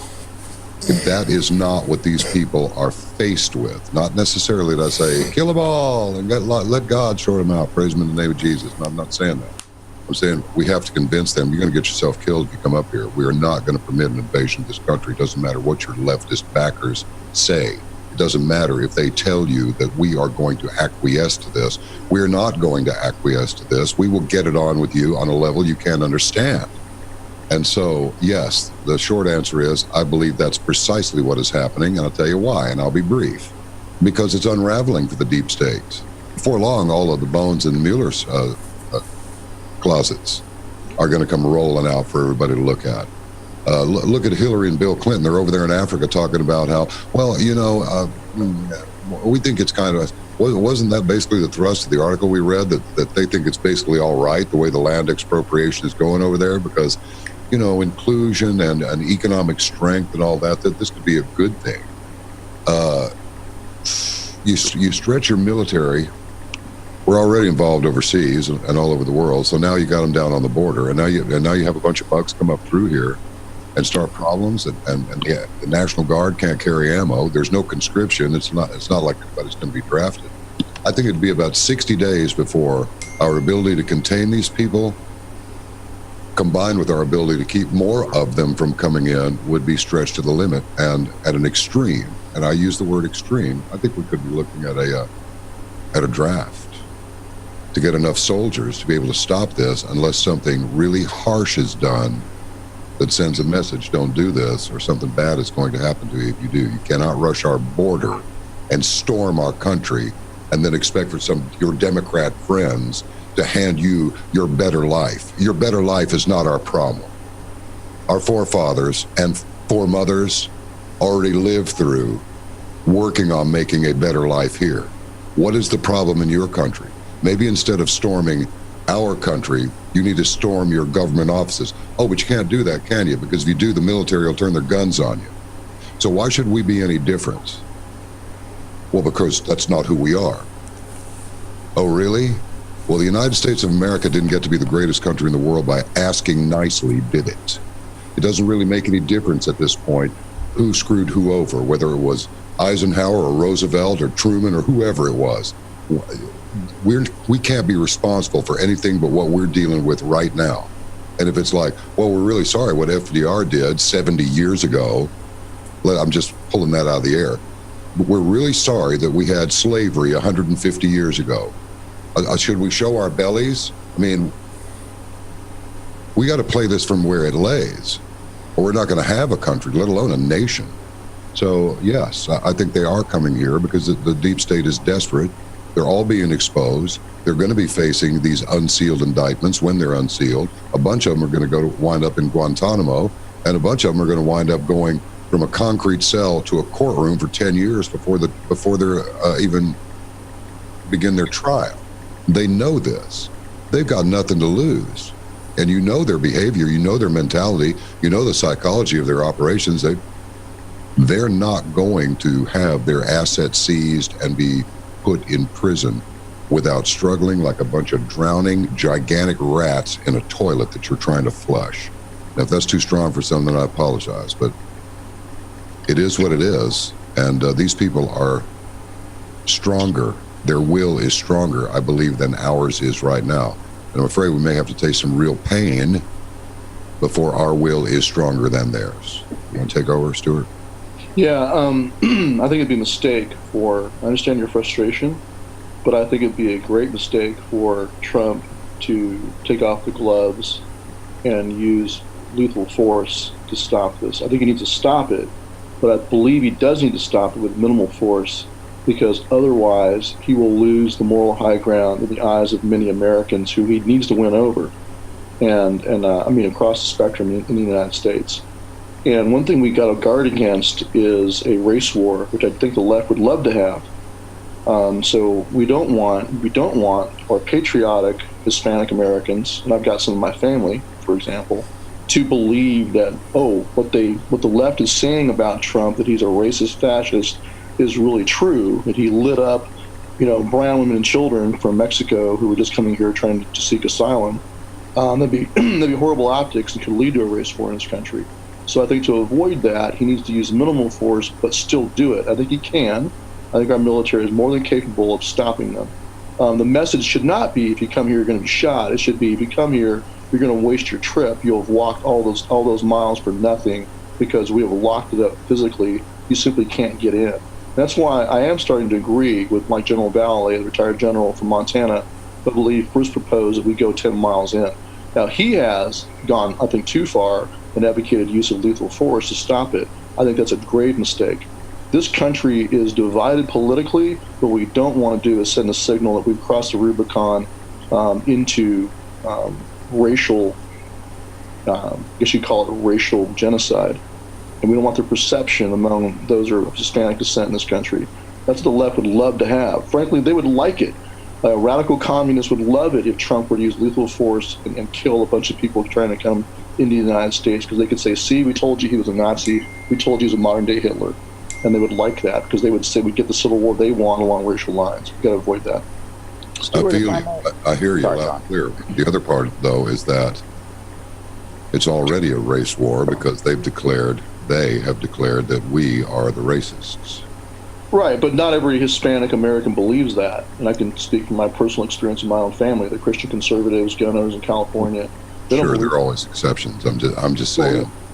but look at the walk away movement. You've got Black Americans and Hispanic Americans waking up by the thousands, by the millions, to the corruption on the political left in this country. Let's not screw that up by giving the optics of an unrestrained president wasting brown people, which is what the left wants.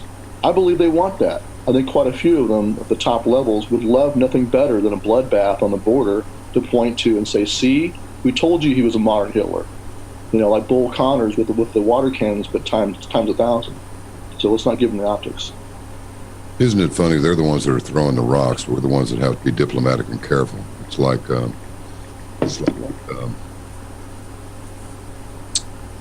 William Miker was saying.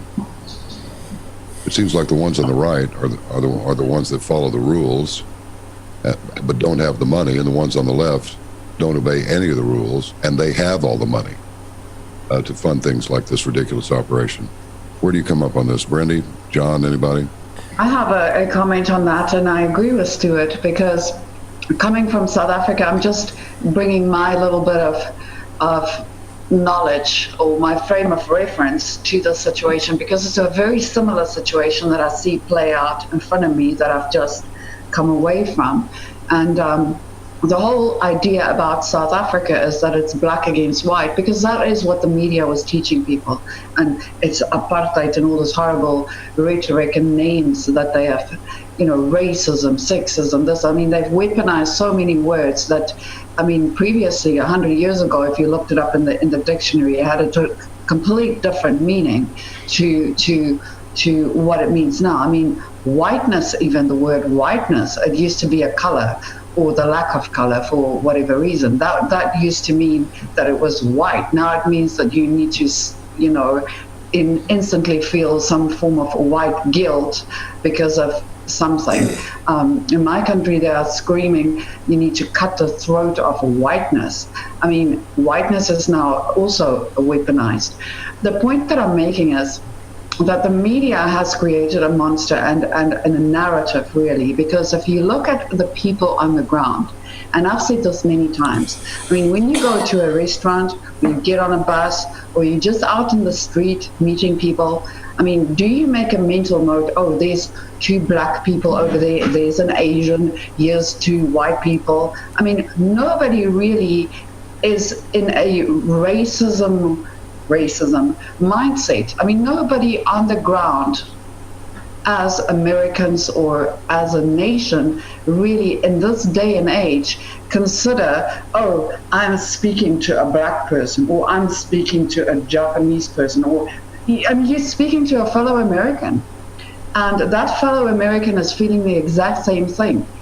Where racism and all this division is coming from is in the political sphere and in the media, and they're creating a narrative. Because in my country, there are so many people, black people, that are marching against the murder of white farmers. The only problem is that the media doesn't cover that, because it doesn't fit the narrative. If you go to my blog, The Truth About South Africa, I covered it. Sipho Mnisi, which is a Xhosa man, and Duncan Nwayo, who is a Zulu man, marched and visited farmers who were attacked, or the survivors who were attacked. And I think they walked like 100 kilometers to go and deliver a memorandum. The point is, it wasn't covered. Nobody knows about this. And that is exactly the same thing that is playing out here. The people on the ground, the patriots isn't just white patriots. They are Hispanic patriots and they are black patriots. They are Americans. That's the point he's making. And the second thing is that I wanted to say is I've now since figured out what the Smith-Mundt Act is, and there's an Anon here that is wanting to talk about it. His name is Bro Anon, and he's in this chat, and I just want to bring him on quickly to speak about that, and then I'm going to hand over to Stuart again. Hi, I'm actually a she. Oh, I'm sorry, it's an Anon. You were anonymous. No worries. No worries. Very happy to speak with you guys. The Smith-Mundt Modernization Act is the current one. It was passed in 2012. The first one was from the 1940s. I believe it was 1948, and it was a law that stated that they could not disseminate propaganda to Americans on American soil, but that they could put it overseas amongst that population there. But they were prohibited from using propaganda on Americans. The Smith-Mundt Modernization Act of 2012 did a 180-degree change. Obama signed it into law, and it said that they are allowed to propagate or send propaganda out into the American public in order to change the views, that they are even authorized to create theatrical productions and present them as real. So they have made it lawful and legal for themselves to create false flags and present them to us as truth. That's included in plain language in the Smith-Mundt Modernization Act of 2012. And it's part and parcel with neuro-linguistic programming, where they capture the language and they alter its understanding. I think that back when I was a kid, they used to say prejudiced. And now that's completely been erased. It's become racist. And we used to reserve that term for people like the Ku Klux Klan or anyone who's lynching and burning crosses. That's what we called racist. But anyone else was just run-of-the-mill prejudiced. Now it's part of the neuro-linguistic programming that we are bombarded with, that we have removed the word prejudice, which actually describes what it is you're doing that's wrong, which is prejudging, and replaced it with racist, which doesn't explain, and even introducing the term reverse racism as if it's not racism to prejudge a person who's white, but it is. It's still just racism. There's no such thing as reverse racism. Racism is racism. So they hijack the terms, they use them in a manner that creates a climate. And they call it neuro-linguistic programming, but they have made it legal for themselves, for the media, to present falsehood to us as if it were truth. And they can't be charged with fraud or with anything as long as that law is on the books. It needs to be struck. So that's what the Smith-Mundt Modernization Act of 2012 is. Oh, boy. Yeah, thanks for explaining that to us. We were in the dark. Glad to do it. I think that basically explains everything I just said before you came on, is that the media creates this narrative and that needs to be stopped. What do you think, Stuart? Well, I mean, they've been doing that without that act in place. They've been doing it now for decades, many, many decades. You look at Cass Sunstein, the law professor from University of Chicago, openly called for that, for shaping, through manipulation, shaping public perception. And we all know about all the fake bots all over the web and all the fake comments. It's already been going on for a long, long time. But no surprise at all, they would legalize it, make it overtly legal. So, it's just another facet of the deep state that we have to realize is being put in place. They're probably concerned about being prosecuted by Trump under the new the new Attorney General. We would hope that they would actually be prosecuted for such crimes. So, one more example. It looks like somebody was singing out. Who was singing out? Oh, I was just going to say, just to add on one more final point about the race war they're trying to cook up. The left in this country is the overwhelmingly racist element in the United States. It's been their strategy since the 70s to divide along racial lines, to create victim classes of races, women, homosexuals, every kind of victim class you could think of. But race has been one of their primary tools. They've racialized politics. And so that's why they're so upset by the walk-away movement. You have young black people in particular walking away from the Democratic Party. They're very concerned about it because it goes against their entire programming. It's not worked. They've failed to properly racialize and radicalize black America as they hope to do and weaponize them. So I think it's great for us to go ahead and maximize that failure and not buy into the logic they're trying to sell us that all blacks or all Hispanics are automatically our enemies. Make sure we don't fall for that. We need to cultivate as many of them on our side as possible to fight fire with fire, basically, deprogram them. Isn't that funny? We're the ones who are under, our country is the one that's under assault. But we are the ones who have to be diplomatic about it. That's interesting, don't you find? Well, not just diplomatic, but also smart about it. Realize that, it has been their goal, like the Hispanic community in particular, it's been their goal to convince all Hispanics that the United States is inherently racist and oppressive and et cetera, and they should support the Reconquista. When I went to Yale Law School with a guy who was he was an athlete from Arizona, Hispanic, and we were talking about the Reconquista, and he said, you know what? He said, Mexico is a mess. He said, I don't want this country to become Mexico again. So he opposes that because he understands the reality that the last thing we want to do is turn the Southwest into Mexico. And his family came from there, just as part of my family did as well. But he can see through it. He knew it was a bunch of bull. And so that's what we have to realize is that those Americans who are thinking, and there's quite a few of them out there, are not buying into propaganda. But you don't hear from them. Mainstream media does not voice their opinions. Instead, they shun them. But the walk-away movement is going around that and voicing their discontent with the Democratic Party, and they're walking away from the plantation. So I think we need to encourage that and not fall for the propaganda that wants us to believe that all Hispanics in the United States and all blacks in the United States are automatically going to be our opponents in a civil war. Don't fall for that. Very good. JR, I know you're wanting to sing out here. I just feel it. Well, a couple of things come to mind. First of all, when we have a civil war, God forbid, we know that the 3% on either side are the ones that engage. And I've seen war games. I've watched numerous symposiums of war games. And what it comes down to is there's essentially 3 or 4 major blue pockets in this country. And what happens within the course of about 12 to 18 months is they just get absolutely smoked. Logistics, tactical, strategically, they get smoked. Unfortunately, of course, Stewart, I'll defer to you on this momentarily. What happens is you oftentimes wind up with the most extreme element of either side of that conflict, then running the show or running the ersatz government as we try to rebuild the country. And what I'll do is I'll use that, John B. Wells and Stewart, to segue into this question. Stewart, as I've looked at this refugee crisis and considered what you said earlier about how the porous border is specifically designed to do 2 things: to negate the loss on the DNC side of their voter base vis-a-vis the walk-away movement. But we must also remember to be fair, as we always try to be on Caravan to Midnight. We're not a Republican show,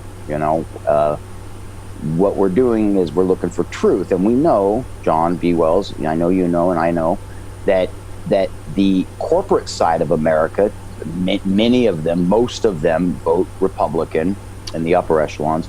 They love the cheap labor pool, whether it's in the Detroit area or the greater LA metro area. They love the cheap labor pool. They'd much rather have a chain of restaurants with a busboy that's working for $6 an hour than $15 an hour. And so there seems to be a lack of political motivation on either establishment party to really do something about this. Now, Stewart, I was going to defer to you a moment ago about the extremities of a civil war type scenario, and I'll do so in this manner. My only concern about the 3%ers, the Oath Keepers, the Bikers for Trump, and all the other Patriot groups, and please keep in mind for everyone joining us on Patriot Soapbox, most of these individuals I've been blessed to either produce, interview, talk to on the phone offline or something. These are good people. These are family people. These are not tuned up, muzzle down to, let's go to war, yahoos at all. They're just not. But Stewart, I was wondering if you could talk for a moment or two about command and control from citizen 3%er or Oath Keeper type groups. I think most Americans have this idea that if someone's wearing a U.S. Marine Corps uniform or a United States Army uniform, they've got command and control. They know the rules of engagement, and by God, everything will go great. Stewart, is that the case? Number one. Number two, can you speak about the command and control structure, for example, of your organization, or if you're comfortable, Bikers for Trump, 3%ers, et cetera? Well, what should happen, as I said earlier, is the president should use his authority as commander-in-chief to call forth the militia, and he should call on those of us who are prior military and law enforcement, first and foremost, who have the training to come together and organize. We're supposed to be organized in a well-regulated militia. We're not. It's been intensely done to weaken this country, and that's one problem that's going to be difficult to fix. But he could fix it right now by calling us up and calling on us, those of us with prior training and experience, to be the front line. Then our obligation then would be to turn around and train everybody else who's not trained. But that's the best way to do this, is to bring in the authority of the president, and under the DOD, bring in the financing and logistics to support it. And he could do that. That's what it would take. To do it right, it requires him as commander-in-chief being the top dog and getting it done through the DOD. And then we're called into federal service. We're part of the military. We'd be under UCMJ. We would not be vulnerable to being arrested by some local sheriff who's in the back pocket of the cartels. It'd be, out of his jurisdiction anymore. We'd be part of the military. That's the answer. Without doing that, all we can do as best we can, as we have in the past, is put our most experienced people up front, vet people as they come in, and put them under good leadership of experienced and well-trained people. And we have been able to do that. We've done that, whether it's natural disasters or going up against Antifa in the past, or on the rooftop of Ferguson. We have the capacity to do it, but our numbers are too small to do it in significant force on the border at this point. So it's a chicken and egg problem. It requires Trump to be a leader and do what's already on the books.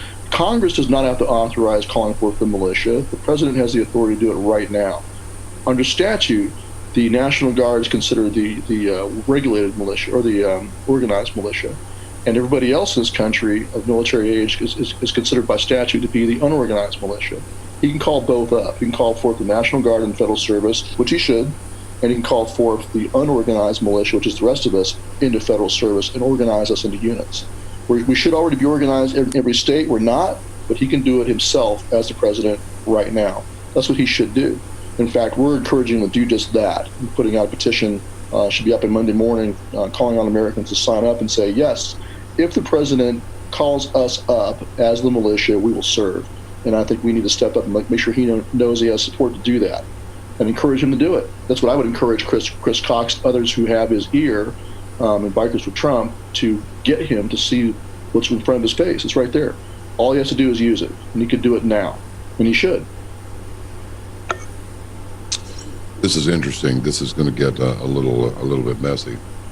Now, I'm looking at a website hosted by my least favorite news organization, that would be CNN, and the Pentagon has rejected the request of the Reserve Protection Force while simultaneously approving all of DHS's other requests for support. In other words, the military won't engage as any kind of a protection force unless the CPB personnel were overwhelmed by the situation at the border. So I think, personally, what do you think of this, Stewart? What if, or anybody for that matter, what if President Trump federalized the National Guard and sent them down there? That would not be in violation of anything, as nearly as I can tell. Not a thing. But what do you think, Stewart? No, absolutely correct. I mean, they're considered, like I said, they're considered to be the organized militia. So yes, he could do that. He should. But he should also call the rest of us too. He needs the manpower. And there's no reason why he can't do that. And neither one of those two would violate posse comitatus. That's what the militia is for, is to execute the laws of the Union, as it says in Article 1 of the Constitution. Do you think that the Pentagon said no originally? That no, we're not going to do that. We're not going to go down there and be a force protection. Do you think that's the right call? Are they just being careful and diplomatic about this, and while still leaving some options open? That's kind of what it looks like. Maybe they're thinking federalize the National Guard first. If that doesn't work, then call us and we're in. Well, I mean, the president's commander in chief over the military. He has the authority to order them to do it, and they can't refuse him unless it's an unlawful order. So I think the Pentagon might have been expressing their opinion, but when it comes right down to it, he's the commander in chief. He can just order them to do it. That's why he's in charge. So, and he should just go ahead and frankly, he should use the U.S. military in full force right now as a stopgap, and then call for the militia and let us experienced veterans train the rest of and organize the units, and along with the National Guard, along with the DoD, organize these units and get them squared away and put them on the border. And he can feed them with, they got stores of MREs. They've got, if he needs to, he can bring troops home from Korea, for example. We've been guarding that border now since the 1950s. I mean, when's it going to end? So we got to put primacy on guarding our border here in the United States first and foremost. And it's time to get it done. Stuart, if I may, I'd like to ask you two questions for my benefit, but for the benefit of everybody here on Patriot Soapbox tonight. National Guard, two questions. First of all, my understanding is if the National Guard is not federalized, then they are actually under the specific executive command of their state governor. Is that correct? That's correct. Okay. Question number two, do you have, and I'm sorry, I don't want to catch you off guard here with a curveball, but do you have any idea, kind of ballpark, how many active National Guardsmen, National Guardswomen do we have here in CONUS, Stuart? Good question. I really don't know the answer to that. But I do know they're not on the border. So however many there are should be on the border now. I should just go ahead and call them in the federal service and put them on the border, en masse, and then see what he has left and what does he need after that. But I really do believe he should call forth the militia, which is us. And he would have a groundswell of volunteers willing to go do that. All he needs to do is support us with logistics and get us squared away into units, and we'll go. And I know it's there. You'll see a turnout like you wouldn't believe if he were to do that. And it'd be well organized, and rather than being unorganized and unregulated, it'd be well regulated, well organized. You can have that done tomorrow. You can have this kicked off tomorrow. Yeah, I'm thinking that a presence like that might be enough to deter any problems that might otherwise happen, Maybe. John, I have a question for you. All right, hit me. Somebody just texted me and said, because I spoke earlier about Operation Classified and said we showed up for Kavanaugh, and now it's time to show up for General Flynn. And the question is, well, how do we show up? Well, there's a couple of ways to show up. Best way to show up is come on down to Texas, where it's all happening, and come to Operation Classified. If you can't make but one day of the event, come on Sunday. Come to the formal dinner. You don't have to. We call it a black tie ball in Gala, but I don't expect to see too many tuxedos there. I'll probably put one on, just because. Well, but I'm the one that started this issue, so I think I should probably suit up for it. But the thing is that's the one where the proceeds go to benefit Lieutenant General Michael T. Flynn. But otherwise, if you absolutely can't, and look, I get it. Trust me. I know the value. I know how far you can stretch a $20 bill. I've had to do it. It's a couple of different points in my life between incarnations.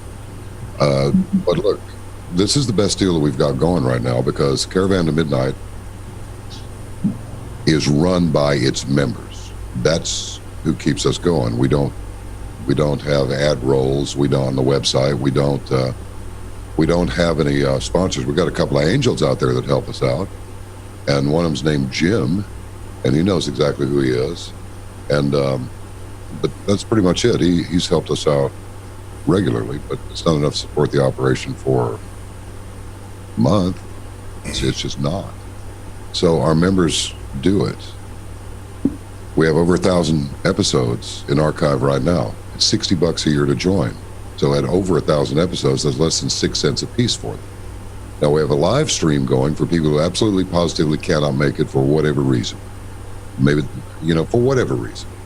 It's $125, which is... It's a live stream and on demand. It's available for like 6 months. That's right. After the event. Good point. But here's the thing. We decided to make a deal. And that is, how about a year of Caravan and the live stream for $95? As the saying goes down here in Texas and perhaps elsewhere, you can't beat it with a stick. You can't beat it with Ray Donovan's baseball bat. You cannot beat it. And if you're already a Caravan member, it's $28. Nobody gets a live stream to anything, I think, for this price. I could be wrong, but that's what I'm thinking. unless it's a free broadcast over YouTube, which will shut us down, as they have threatened to do. We already have 2 strikes, which is why we don't post on YouTube unless it's something really important. We just don't care. As long as the thousands of people, I think there are 80,000 subscribers on the channel.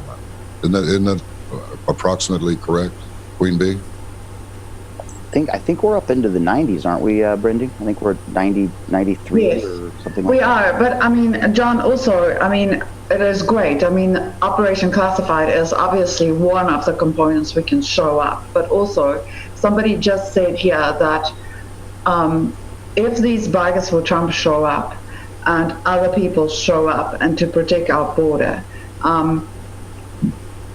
not everybody can leave their children and their dogs and their jobs and their house and you know, just their life and go to another city and go protect a border. How do you show up as a patriot? You can obviously support the people that does it, like us, and I mean what Caravan is doing, like what Soapbox is doing. But then also, if you think about what the left is doing, the left always sticks together. Even if they are insane with their ideology, they always show up for their heroes. I mean, look at what happened when James Comey was fired. I mean, he had a GoFundMe. I mean, he just had a book deal. I mean, and what about this person who, I don't even want to say her name, Ford, Blasey Ford. Yeah. I mean, the next thing, she had almost $1 million in her GoFundMe account, and it's probably the deal she made with the Dems. They paid her right in front of our noses. The point that I'm making is that they show up.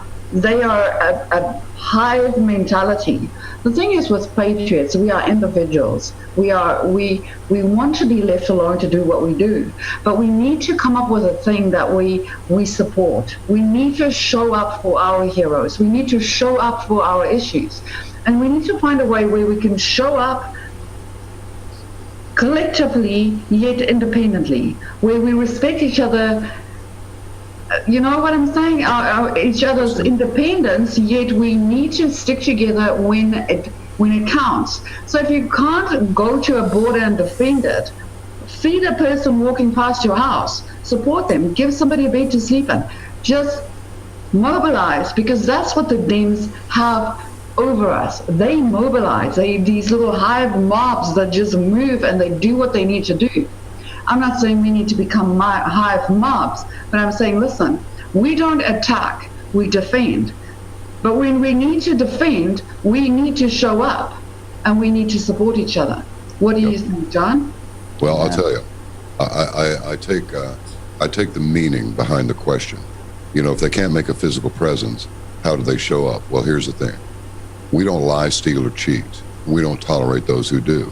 So when this event is completed and we see how many people have responded to this.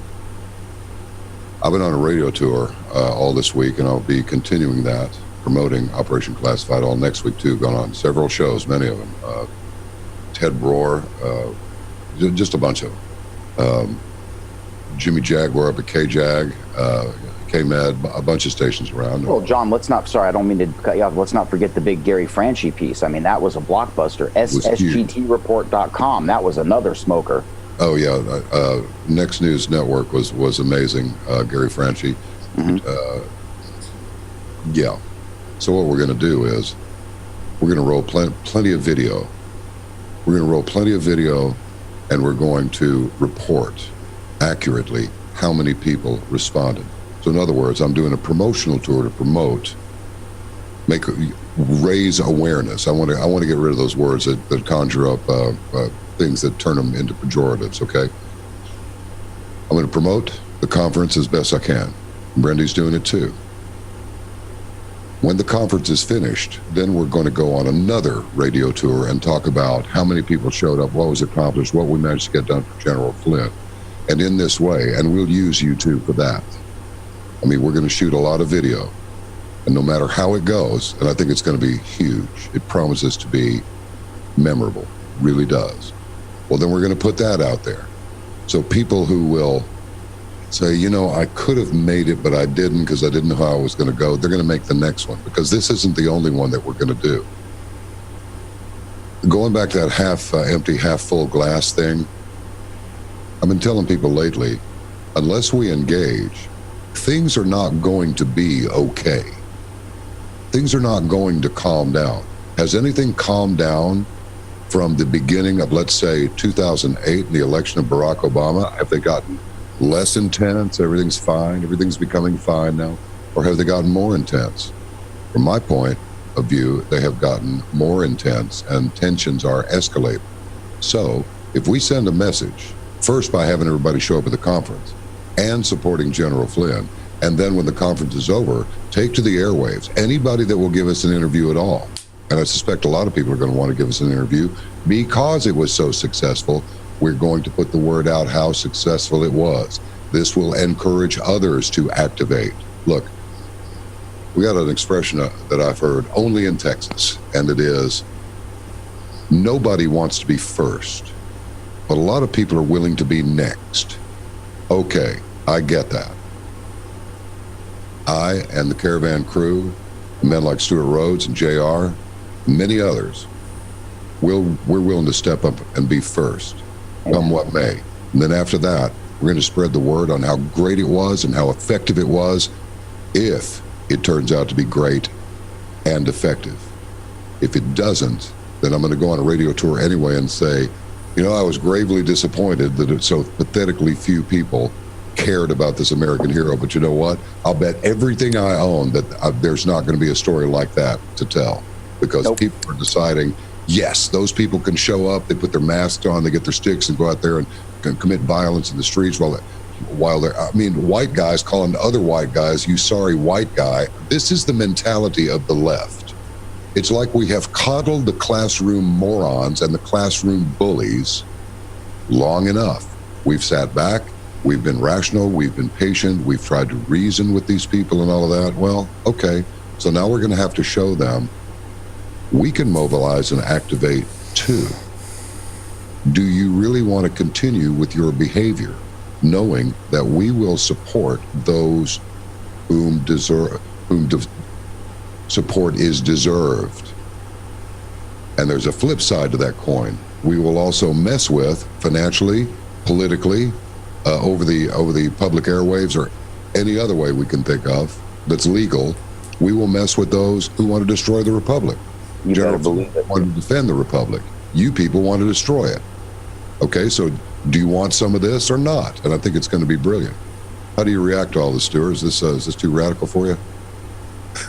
Oh, no, of course not at all. I didn't think so, but I had to try it out. Yeah, you bet. You know, there's been like I call it the Trump slump syndrome or Trump apathy syndrome.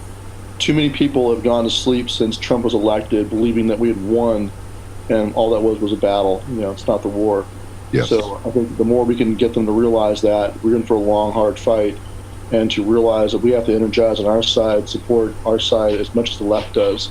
And one question I have is, where are our sources? Where are these rich Republicans who talk a lot of good game, but then don't actually donate and produce support for us? We got mom and pa donating $20 to get by, to fund our operations, like for disaster relief, everything else we do. And it's very rare we get a donation above $1,000. So where are all these rich Republicans at? I have to wonder. Do you have any idea? They're all MIA. Yeah, they really are. That's what I was saying earlier. I was quoting Mr. Miker. You know, the left has all the money and they don't follow the rules or obey the law in many cases. The ones on the right, the so-called conservatives, conserve meaning protect, hold on to what you got, which is what we're trying to do. We obey the law, but we don't have the funding, and I guess it's just the way it is. As a matter of fact, if I weren't absolutely convinced that all of the stuff that we see going on is based in a spiritual war between good and evil, well, it would be completely inexplicable. But as it is, because I do believe that it is not a battle between good and evil, it's a war between good and evil, and wars last a lot longer than battles, as Stuart, you well know, and other people do too.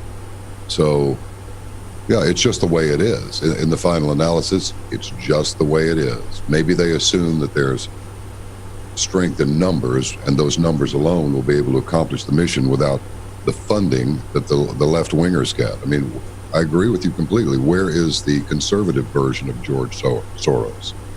Well, with all due respect, they're afraid they're going to get kicked off their regular appearances on Neil Cavuto as the producer of Caravan to Midnight and Arc Midnight, and most of you know I produced another very popular platform previous to this. We have been asking this question, Jon Stewart, everyone on Patriot Soapbox, for a couple of years now. And what Stewart said is accurate, and what Jon is implying is accurate as well.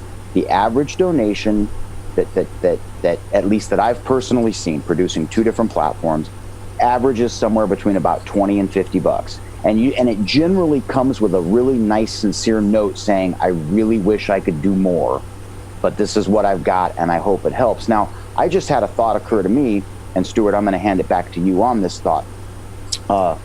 Okay, so over the past year and a half, one of the banes of my existence, and forgive me, folks, but I've just got to let you have this, is the censorship issue. Okay, it is constant. It's almost like I'm in a bad relationship that I can't get out of, and it's with YouTube and Facebook and Twitter. And so, Operation Classified is an opportunity to gather in Dallas, or and I would tend to lean toward this with what Jon just described. Regularly, a subscription to Caravan is $60 a year, so it's $5 a month. I think we put out original content 4 days a week, so that works out to I think like 32 or 33 cents a day. Plus the radio show on Saturday night and Arc Midnight on Saturdays. Exactly. So what I was thinking just now is, if people really wanted to make a difference, now I've seen hundreds, if not thousands, of envelopes. I've opened them myself. Beautiful little letter, nice card, check for $50, maybe $100, sometimes $200. Stewart, two questions for you. Number one, what does it cost for see, I think a lot of folks stay away from Oath Keepers because they think I wish I'd served, but I didn't, and the Oath Keepers, they won't want me around because I never put the uniform on.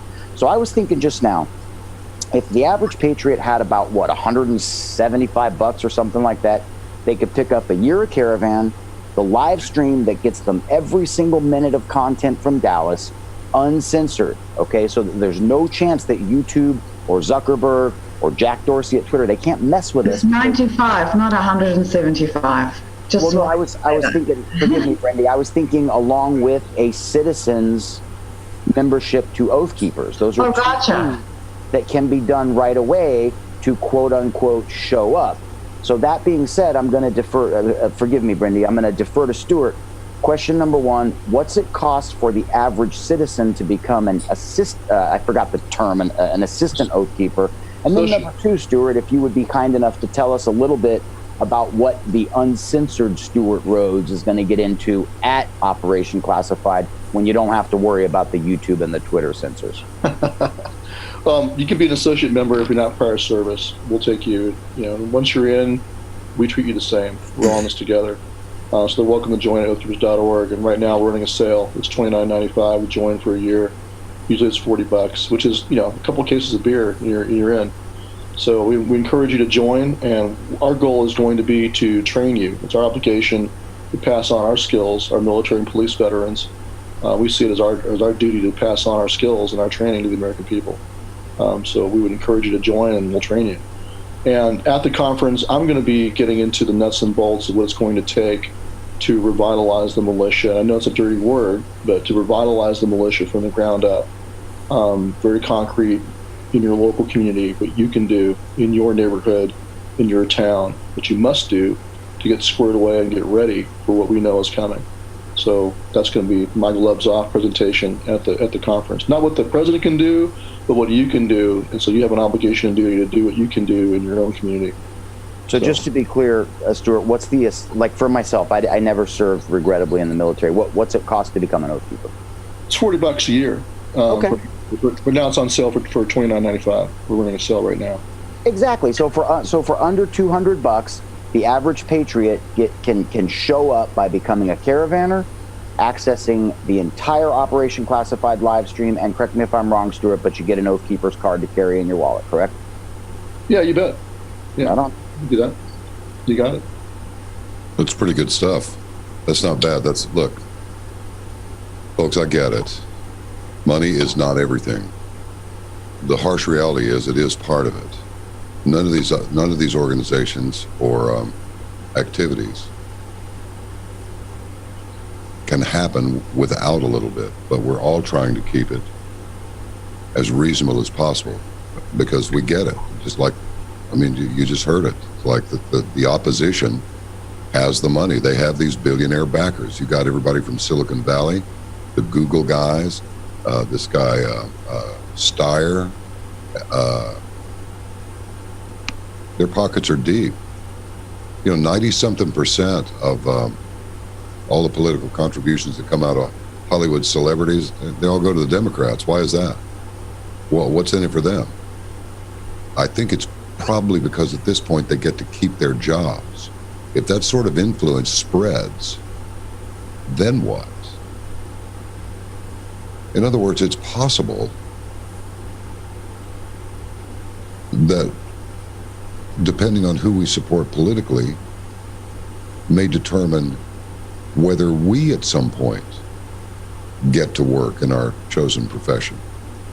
I mean, when the IRS and the Department of Justice is seeded with Democratic Socialists of America, and they're breaking the law within their official capacity, they're breaking the law, and they say things right there on O'Keefe's Outfit's cameras. They don't give a Foxtrot. They don't give a Sierra. They don't care. They don't care if they're breaking the law. They don't care. Their leaders have been confirmed as criminals. Now, I'm not a big fan of several. A couple of former Republican presidents. Both of them happen to have the same last name. But these Democrats are absolutely off the rails, and they are so passionate about their ideology that they will throw every last dime they have at their cause. Conservatives just don't do that. We're not built that way because we're not fanatics. There comes a point when you realize if you don't do this, we're liable to lose. You want CNN to change their tune? You want MSNBC to go away? Contact their sponsors and tell them you're over with. Not only am I not buying your products, I'm going to tell everybody I know what I did, and they're not going to buy your products either. The sponsors will then go to CNN and go, if you don't straighten up and knock this stuff off, we're going to drop you. If you want something to go away, quit buying it. If you want something to grow and be effective, well, buy into it. You can get into Caravan for $10. Do you know that for $10 on a monthly membership, now if you pay every month for a year, you've spent double. But you can have access to 1,020 shows for $10 American. Why wouldn't you do this? That you can download, John. You can download them, right? If you come in for that month, you could actually create an incredible archive through that month's period of time, if I'm not mistaken.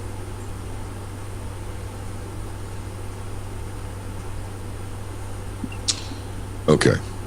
All right. Let's talk to Stewart some more.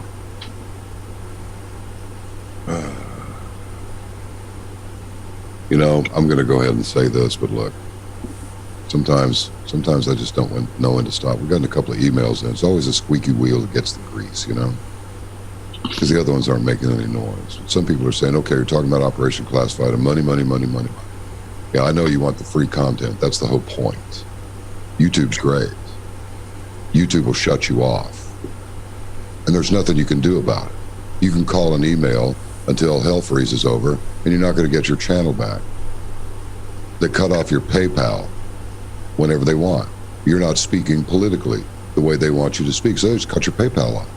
That happened to Alex Jones. He's a bunch of people's hero down there in Austin, Texas. They shut off his PayPal account. Is that okay? We don't rely on PayPal. You want to use PayPal? Okay. But if you want to go around that and you don't like the fact that PayPal does that to people, all you got to do is put a check in the mail. We don't wait for it to clear. Activate your membership instantly. So it's not all about money. The point is, it's not us talking all about money. The point is that the left is well funded. So if you want them to outfund the right, well then sure, don't support any of these organizations. Just wait around for like a bunch of little birds in the nest with your beaks open, waiting for mommy to drop the worm in, and we'll see how long these these platforms that are actually delivering some actual intelligence stay in existence. It's not all about money. If I wanted to make money, back in the day, I would have opened a pizza by the slice shop up there on the boardwalk in Atlantic City instead of opening myself up to everything from threats of, well, I don't like the fact that you interviewed that guy, so I'm dropping my membership, to, you don't believe in the flat earth, I'm going to find you and kill you. I mean, really? Is everybody getting this? Got a giggle out of Stewart. That's kind of rare sometimes, you know. He's a serious guy. But yeah. All right, so Stewart. Yeah, see my mail, man. For the future. Let's say the migrant crisis all calms down. Somehow or another, they go, okay, they look pretty serious there on the northern side of the Rio Grande, so we're going to beat it down. Are we really expecting these people to all go home? They're just going to go, okay, we give up, and walk 1,000 miles or so back to Guatemala or whatever? I don't think so. Well, I mean, Mexico has already offered them asylum, so they could take advantage of that.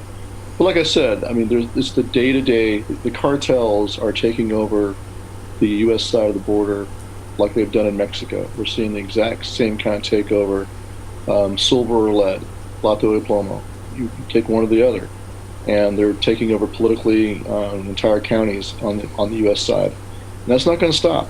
So that's the real battle. You know, that's the real war, is not these caravans. When this goes away, if it dies down, that day-to-day grind is still there of them crossing the border. You know, we had a combat engineer wrote in, and I wanted to read his comment. He said, I'm an ex-Army engineer. The units that are moving to the border are a telltale sign that they may stay for the long haul and actually start building the wall. Trump may have this under control already and be using this as a cover so the Army can start building the wall. And I hope that's correct. I hope he's right. That's what I hope to see. But it's all about whether Trump has the will to carry through and keep going. And that's what has to happen. That's why we have to support him in doing the big picture work. And not just a wall, but also he needs a road right behind it that can be easily traversed by rolling, units to respond. You can't, as any military guy will tell you, any barrier, no matter what it is, must be observed and reinforced immediately. In the military, it's by fire.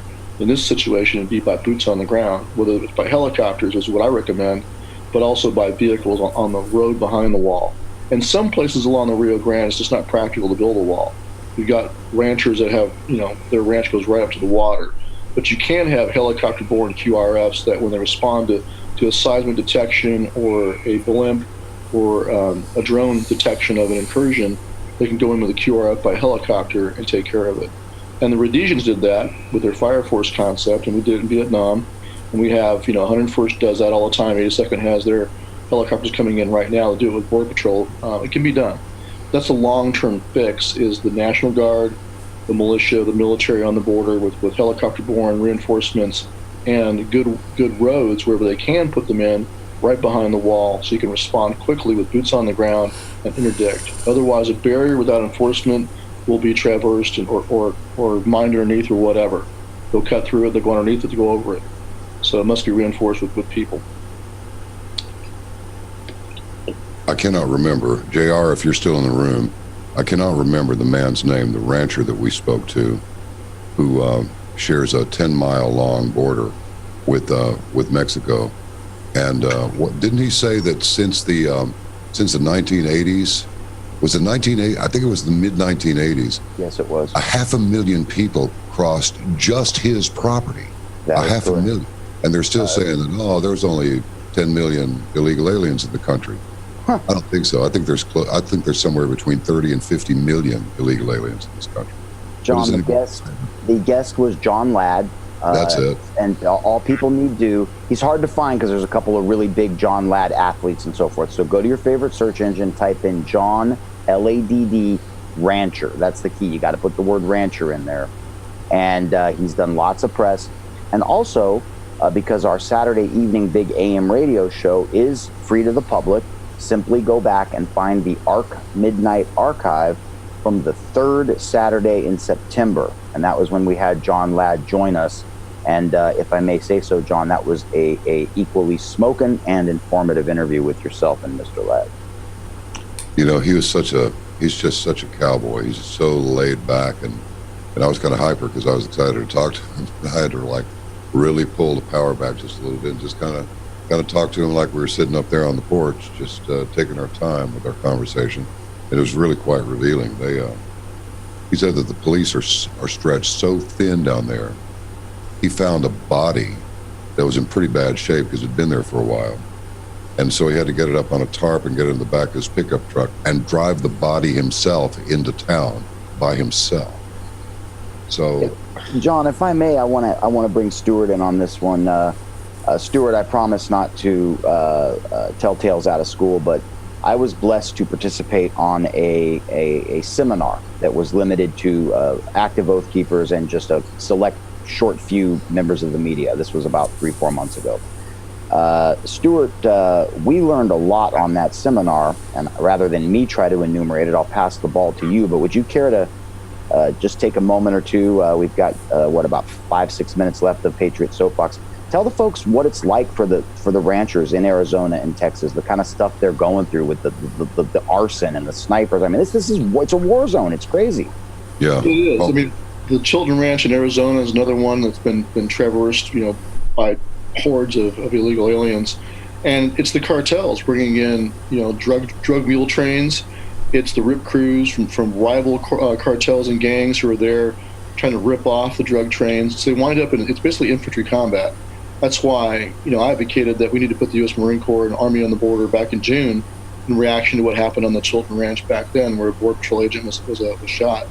So, it's a war zone, and the ranchers like that are incredibly vulnerable, and it's very much like what we saw in Rhodesia with the farmers, isolated farmers, and in South Africa. It's very similar. You wind up with these farmers with their lever action rifle in their hand, trying to handle a dozen men with AKs, or a lone Border Patrol agent or two out in the desert being outgunned by these drug cartel military units, basically. So I think it's long since past time to recognize what it really is. This is a military invasion of the United States. The cartel is a military opponent. They are the narco state of Mexico. It's a government. It's not just some private enterprise. It's also the government of Mexico. And they're taking over the government, becoming the government of small towns in Texas and entire counties in Texas. Oftentimes they'll have a corrupt sheriff in their back pocket. So this is the reality we face. That's why you saw, years ago, it was in the news where you had signs being posted on federal land letting you know that you're not, they can't protect you, you're on your own, if you go hike there. And this was in Arizona. And I knew a Special Forces veteran who lived in southern Arizona who let me know that him and his family could no longer hike in the trails they used to hike in because the cartel had well-armed LPOPs, listening post, observation posts, up on the hilltops, and he knew that his family was vulnerable to being killed if they went hiking there any longer. So we need to realize what's being done to our country. It's being taken over by the cartels, and they're moving north like a wave. They're coming north, inch by inch, mile by mile, as they put their MS-13 co-patriots into the cities to distribute their drugs, and then go all the way to Chicago. That's where all the drugs come from, is from the cartels into Chicago that fund all the violent gangs up there that are killing each other like crazy. So we need to understand we're up against a fourth-generation warfare invasion of the United States by the cartels, being aided and abetted by fellow travelers inside the left in this country who want that. And as you said earlier, also a blind eye being turned by the Republican establishment, which also wants cheap labor. So it's us against the deep state, us against the establishment, but there's both external enemies and internal enemies. We have to realize the nature, the reality of it. So how do you change that? I think we put the man in office to change it. But so he has to be encouraged, whether it's carrot or stick, to do his job. Frankly, I don't think President Trump has done all he can. I don't believe he has, and I call him out to go and finish the job now. And the longer he waits, the more likely it is they'll find a way to get rid of him or to run the clock out on him and burn us all. So time to get it done. Just going to the violence down there on the border, just in Tijuana, which if you've ever been down to Tijuana, this place is rough. It's at least as rough as Juarez, maybe rougher. They passed 2,000 murders, confirmed murders. They got a lot more stiffs than 2,000 down there. Some of them appear to have been dispatched by blunt force, but there's a difference between finding a body and and a confirmed murder in the form of a dead body. They went past 2,000 already, and the year's not even over, and that's just one little city. It's just one little city down there. This is serious, and they're also these cartels can afford any kind of weaponry they want, and there are plenty of gun dealers out there. I mean, there's a difference between a gun dealer in the American lexicon and an arms dealer. So let's use the one that everybody recognizes as being, oh, you mean black ops? Yeah. Look, folks, if you can't get a joint through the airport, how do you get a ton of heroin through the airport? I know, inside help. Okay, well, where do these people, these drug cartels, come up with military-grade weapons, grenade launchers, submachine guns? Pfft, they use those things like salt and pepper, rocket launchers, all kinds of stuff. They haven't pulled out the big stuff to the point where mainstream media will pick it up. The military-grade weapons are used against Mexican forces, and I'm pretty sure they've been used against American forces as well, except nobody's talking about it because that would really be a problem. So keep in mind, this is not, I say again, this is not going to get better. It's like General Patton said, plane comes down, shoot at it with your rifle. When you run out of ammo, pull out your pistol. You run out of ammo with that, pick up a rock and throw it at it. And if you have to, mecurate at it. Okay? That's what this is going to take. If you want to show up, you don't have to show up with a briefcase full of money. Show up with your person, just your presence. And you can start by going to the polls, and don't ever get the idea that your vote does not count. It does. An ocean is made of little individual drops.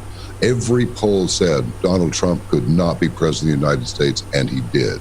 Megyn Kelly shrieked, "We don't know how he'll govern," revealing herself as a closet leftist. Out the door she went. Then she goes over to NBC, and then pops off about something about blackface, I think it was. Oh, now she's labeled a racist, and her blonde self is being run out of there too.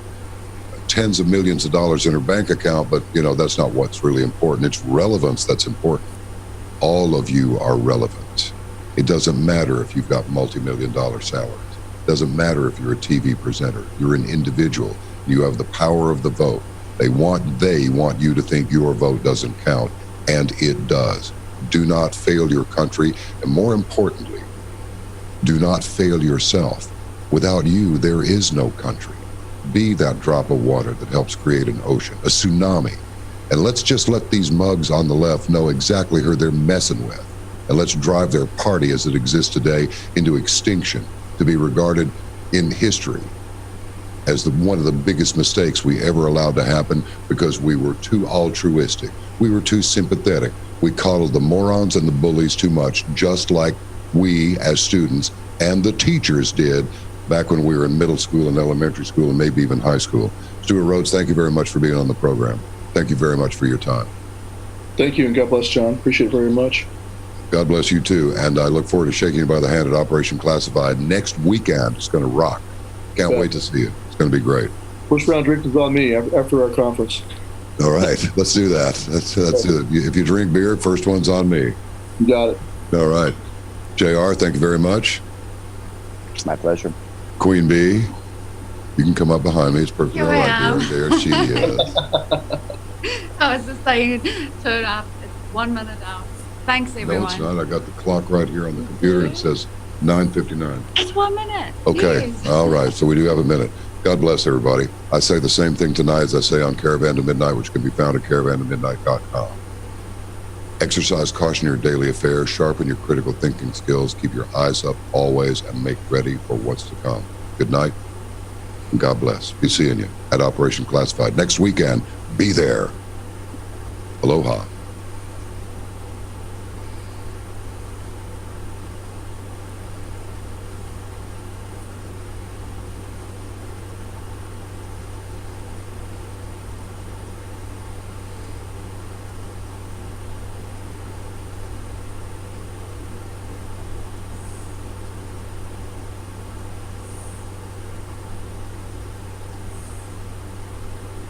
Well, that was a pleasure, was it not, Soapbox?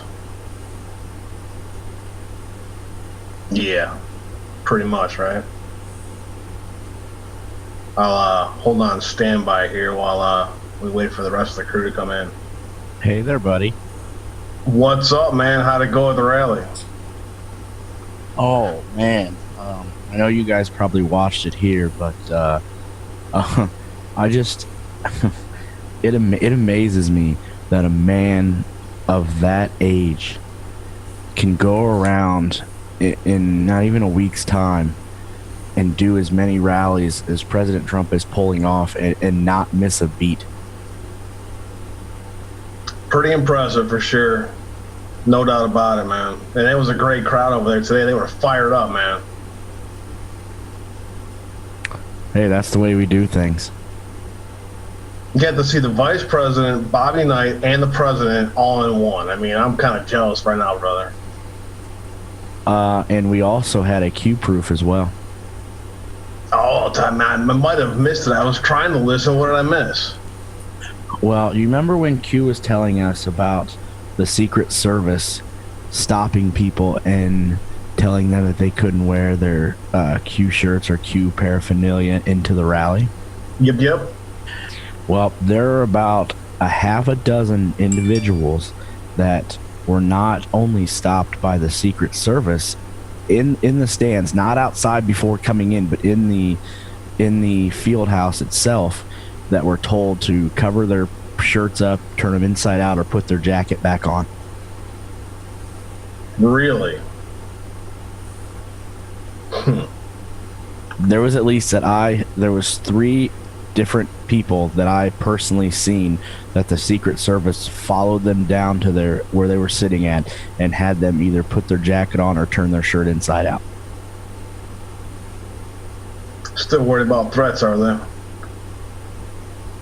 I guess. There was no protesters there. I was about 5 or 6 rows from the stage. When I got there in line, about 12:30, there was I probably estimated between 150 to 200 people in front of me.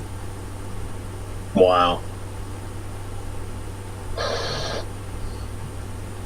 So you got some pretty good seats. Were you able to get pretty close up front, or you got any pictures or any videos? I started out in the stands, and then me and the another individual that follows me on Twitter actually met up with me there, and we decided to move down to the floor. So like I said, I was about 5 rows from the stage. Sweet. That is awesome, man. And the kicker, I forgot about this. My good buddy was there too. Your good buddy? Jim Acosta. Did you yell at him, or would you just try shaking his I didn't have to yell at him. Everybody else did, and he got a kick out of it. And he got out his GoPro and started taking video of everybody in the stands chanting "CNN sucks." You know, he probably does get off of it. You know, he probably does enjoy it, being the evil one that he is. You know. But yeah, so like I said, I'm just trying to catch up from all the Q drops from last night and today, because like I said, I was in line since about 12:30 Eastern Daylight Time here, and again, just like it happened in Evansville, as soon as I got inside, I might as well should have just thrown my phone out the window because I had absolutely nothing. Yeah, I figure they were probably being very careful with that, huh? Wow. Yeah, it got pretty frustrating because there's actually people that were able to use their phone and I just couldn't. So I don't know, maybe it's a Verizon thing or whatnot, but it's so frustrating. Yeah, no doubt about it, man. Man, I really wanted to ask Stewart some questions and stuff, but I was trying not to be rude, so I was just kind of sitting back, nodding and agreeing and stuff. I wanted to just share a couple of things with YouTube chat. The first thing I want to share is September numbers for money raised. The RNC raised about $10 million. The DNC raised about $4 million. The RNC has about $44 million in cash on hand. The DNC has maybe $7 million plus debt. About $4 million in debt. That's numbers as of of September. So they're definitely finding donations from somewhere. The movement is very motivated. So I want to keep you guys a little bit informed on that there. The other thing I wanted to say was, if I told you guys before December 2016 that I was aware that this was going to happen, this border caravan was going to happen, you'd probably look at me like I was crazy, I'm guessing. Well, I'm telling you, I knew about this.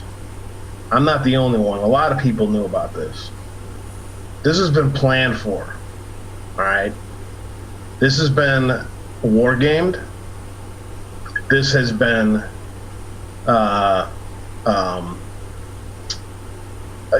planned for. I'll just put it that way. I'm just going to put it that way, all right? They knew this was going to happen. So I want everyone to be aware that if I know this, and I'm some dumbass sitting over here with you guys on YouTube, right? Some little jarhead that thinks he knows something, which I don't. So don't get me wrong, but I want you guys to understand that too. That they know what's going to happen too. They're planning for this. They're not going to let this affect the message. They're not going to let this change the narrative, and they're going to handle this the way it needs to be handled. I have full confidence in the president and his team that this will be taken care of. So I just wanted to say that. I wanted to ask Stewart more about his military service. I wanted to ask him more about Oath Keepers. That kind of covered that. But it was a great guest. It was great to have him here. John B. Wells, what a pleasure. What a pleasure to have him bring in top-notch guests in here to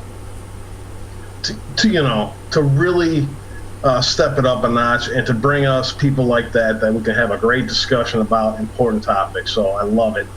What a great honor. Am I going to get stuck here on Friday? Because I was just kind of sitting and listening to John. I was hoping there was going to be somebody else in the background, but I don't see anyone else back there. Oh no, I listened for a little bit. Like I said, I got home and trying to decompress everything. Definitely a great time had by all. I listened to a little bit of John in the beginning, and then towards the end, I definitely need to do a better job of paying attention to his program, not only on here but on Caravan to Midnight, because it seems like he definitely has a lot of great guests and a lot of phenomenal information that he shares. Yeah, it's been awesome. I just something you don't want to miss, look forward to every Friday night. I wish there was a way, he was talking about trying to get out there to Operation Classified. If he knew how I lived, he'd probably be like, oh man. I'm living very minimally, man, but I wish I could make it out there, but I know I'm going to be living vicariously through Pam and the rest of the people that are going to be going out there. I know they're going to report as much as they can while they're there. I know we'll get reports from the field, so I'm looking forward to that. Yeah, I'm kind of in the same boat as well. Yeah, man. I prefer the minimal lifestyle, so I'll just leave it at that. If I need to, I don't see anyone else in the background, I'll go ahead and get in on my computer so I can share the Q posts. We can talk about those a little bit. I see you, chat. I'm just going to leave it at that. I don't know how I know that. I just do. Can I just tell you that much? I just knew that this was going to happen. This has been war planned. This has been game planned. And if I know that this is going to happen, they know it's going to happen. So, and who else at this moment in time to have as the commander-in-chief than one Donald J. Trump? Because if I'm going to put all my eggs in one basket, well, by golly, I'm going to find out where his basket is, because I'm going to be side by side with him. No doubt about it. I'll be right there with him. I'll be right behind your back. I got your six. It's I don't know how. It's but the fact of the matter is, it's all good, man. the fact of the matter is if I know, they know, and I can guarantee you the president is well informed on this topic, and I can guarantee you that they have a plan in place to put an end to this before it happens. So I just want to make sure that everyone's aware that there will be no civil war as a result of this. There will be no violence at the border per se, as far as deaths. You're not going to see a Palestine Israel style border thing happen there, where you're going to see a bunch of deaths and stuff like that. You might see some people try some stuff, but our military police, I'm telling you, their riot control is unmatched in the world. They haven't had a chance to I see you guys. I'm trying to catch up with you guys. I'm setting up the computer at the same time. But trust me, the military police that has been sent down there, they know what they're doing. And they're going to handle this problem before it becomes too big of a problem. So all of the other information that's out there, you know, I'd be wary of, because the media likes to push this as a narrative, you know, that the violence is escalating, that we're very divided and all of this stuff. And the reality is we're talking about less than 5% of the population that is that radical. So that's my opinion anyway. I'll leave it at that. You know, you bring up a valid point about the left trying to divide us. You know, you've been to a Trump rally. I've been to a couple Trump rallies. You know the people that show, or the amount of people that show up. I know the amount of people that show up. If we were really that divided, would there be this much backing for the Republicans and President Trump if we were this divided? Not a chance in hell. You know, and like you said, when up here in Wisconsin, we didn't have, I didn't see a single protester. We had over, I don't know, between 5,000 and 8,000 people. Let's call it somewhere in that range. The hangar was about the same size you had, so I'm guessing you had about the same amount of people down there. I mean, you're talking about a love fest of just patriots, man. That's what it was like. There was not a single, someone screaming at a horse. There wasn't anyone, with any pink hats on. You know what I'm saying? It was awesome to be around that many people who get it, and that's the thing. Is they get it because they see that the president is not going to let this invasion force become what the left wants it to be. You know what I'm saying?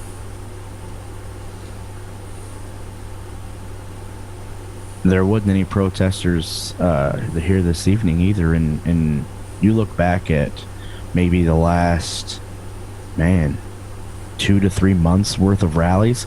I really don't recall there ever being a major disturbance or protester in sight, so I think they've kind of wore that narrative out.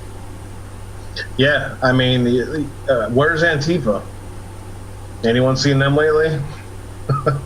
Besides some pretty good YouTube videos of some patriots taking care of the problem.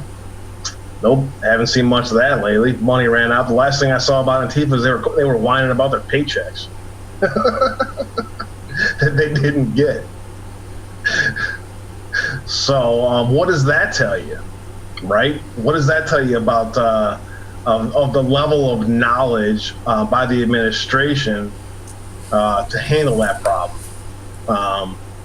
The same thing, you can look at the same thing as far as the border. If I knew that they were going to attempt something like this, and they're going to attempt it again in 2 years, by the way, and probably at another level, but that's only if it's not handled this time. When you put an end to this stuff before it happens now, guess what? Game over. When you work with governments in Central and South America, you now have, I wouldn't call the Mexican president necessarily a right-leaning, a center-leaning ally of the president. However, I would call him an ally of the president. You know why? The president's not playing around with him. Game over, done. in the pocket. You will do what we tell you, period, or else. So, you know, you can shut off the money funds down there if you wanted to. Western Union has a huge thing going into Mexico. That's where the people come up here, make their money, go down and send it down there through Western Union. Put an end to that yesterday. Guess what happens? Everyone goes home. You start IDing people at work sites. Guess what happens? They go home. There's a lot of ways you can handle this problem, and the administration, if I'm aware of it again, some dumb jarhead talking to you guys on YouTube, guess what? The president's aware of it too. His team's aware of it too. So I want to make everyone aware of that this problem is been identified, it's been war gamed, and it's being handled, and it will be handled. So just want to put that out there for everyone. On that note, I'll stop babbling. I'm going to share my screen here, Andy. Yeah, exactly, Scott D. Well said. Always on top of it. Mexico does not want to be what they claim to be. What's up, pilot? I didn't see you hop in. I just went over to my screen and I see you out there. How you doing? Well, I haven't talked to a dumb old jarhead in a long time, so I thought I would come on. Good timing. How does it feel? How does it feel to talk to a dumb non-jarhead? I get those all the time. Oh, so that's kind of like second nature. Yeah, it's like second nature. I mean, most of the jarheads are a lot smarter than they give themselves credit for, and more self-sufficient. That's a fact. So I appreciate you, sir. Thank you very much. Thank you, pilot. I appreciate you out there as well. You guys feel like going over some Q posts and doing a little review? Yeah, because I haven't got to see them. I've kind of been out of it. I went hiking today and did about 4.5 hours to 8,000 feet. So awesome. You got any pictures from that today? Yeah, I do. They're on my phone. All right. Well, I haven't figured out how to get them over yet. Yeah, well, send them over to your Discord somehow or something like that. Let's. I would love to see some of those photos. If you get time, I'll. Okay, I'll try. You can do that. I'd like to hear those cues. I would be very interested if you don't mind me hanging around. Hey, pilot, that's ironic because I had something big going on today too, so I didn't get to see him either. Cool. All right, here we go. Let me bring it up here for everyone. Let's do a Q review. How's that sound? Hopefully you guys can see that okay. Let's see. Let me take a look. All right, looks good. All right, let me clear up my screen here. All right. These are yesterday's. Last night we had these last two, so I'm going to go ahead and just go with today so that we can start there. All right, so the first one we got today, Andy, was during your show while you were enjoying the rally. I missed you again. No, that's not my show. That's our show. Our show. I appreciate that, but I missed you today, man. Missed Pitbull today. Get his ass back here, man. All right, so November 2nd at 12:54 p.m. we had this great picture of a couple of patriots here who get it. Gotta love it. Ask yourself a very simple question. It says, why is the fake news media continually expending resources to defame, debunk, and cast a conspiracy for, as they say, a nobody who started 4chan? Boy, that's a good question, isn't it? Why did the fake news media attempt to cast blame of recent events on the Q movement, i.e. the bomber and so forth? That's a good question, isn't it? Especially considering we know that is fake. A confirmed false flag by Q, thank you very much, sir. Was it an attempt to silence? Why, yes, it was. We knew that was coming because Q let us know that they were going to attempt to silence us in the past. Sample over the past 7 days. I put a thread together on my Twitter. Hop over there and please do share the thread that shows the name of all of these authors. Please do, HN, hop on that. You guys want to play? Let's play. You want to find out what happens when you mess with the Chans? You're about to find out. All for a LARP, is it? Ask those who threaten you most. I'm sorry, attack those who threaten you the most. Now, are they saying that Q attacks those who are the Chans attack, or they're saying the MSM attacks the ones that threaten them the most? They are saying that the mainstream media and their little Muppets in the media, they're the writers, the TV personalities, the John Brennans, the Barack Obamas who go out there spewing garbage every day, all day long, the Oprah Winfreys, the rest of them are going to attempt to silence and attack this movement because they know we are a threat to their existence.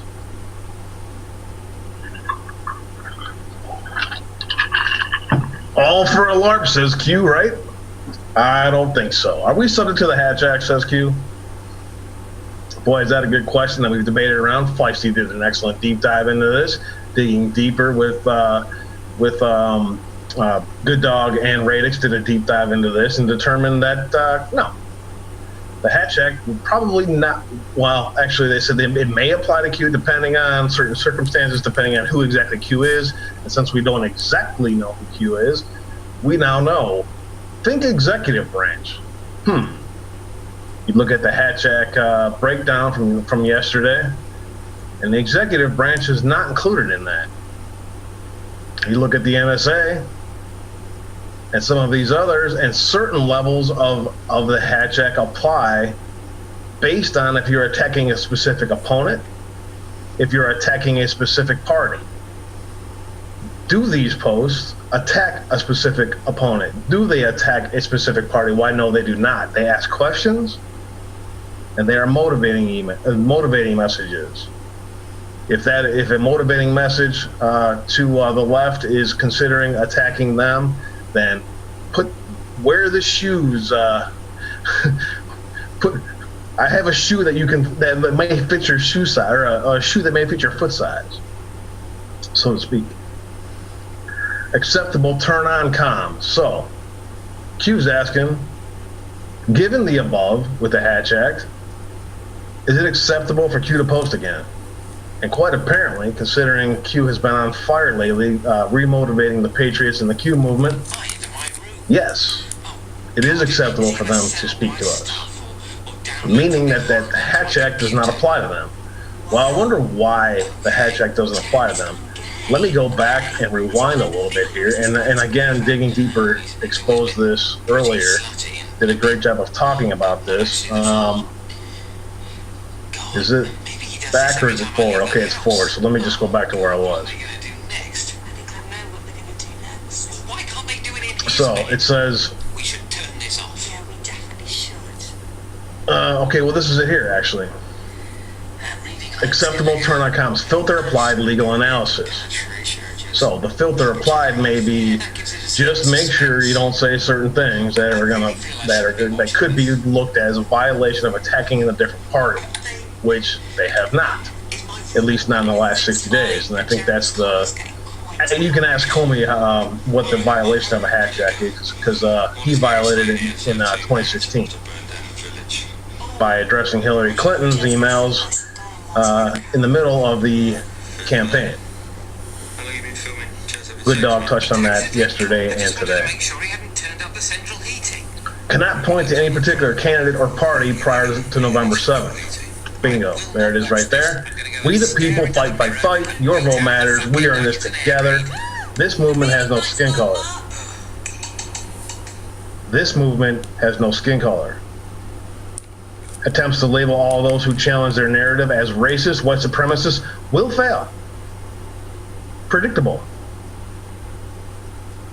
Your race card has been rejected. Do you have another form of argument?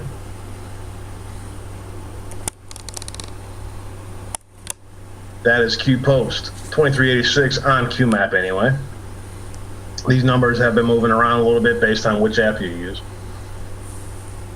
2387 came in at 1:07 p.m. during Indie show.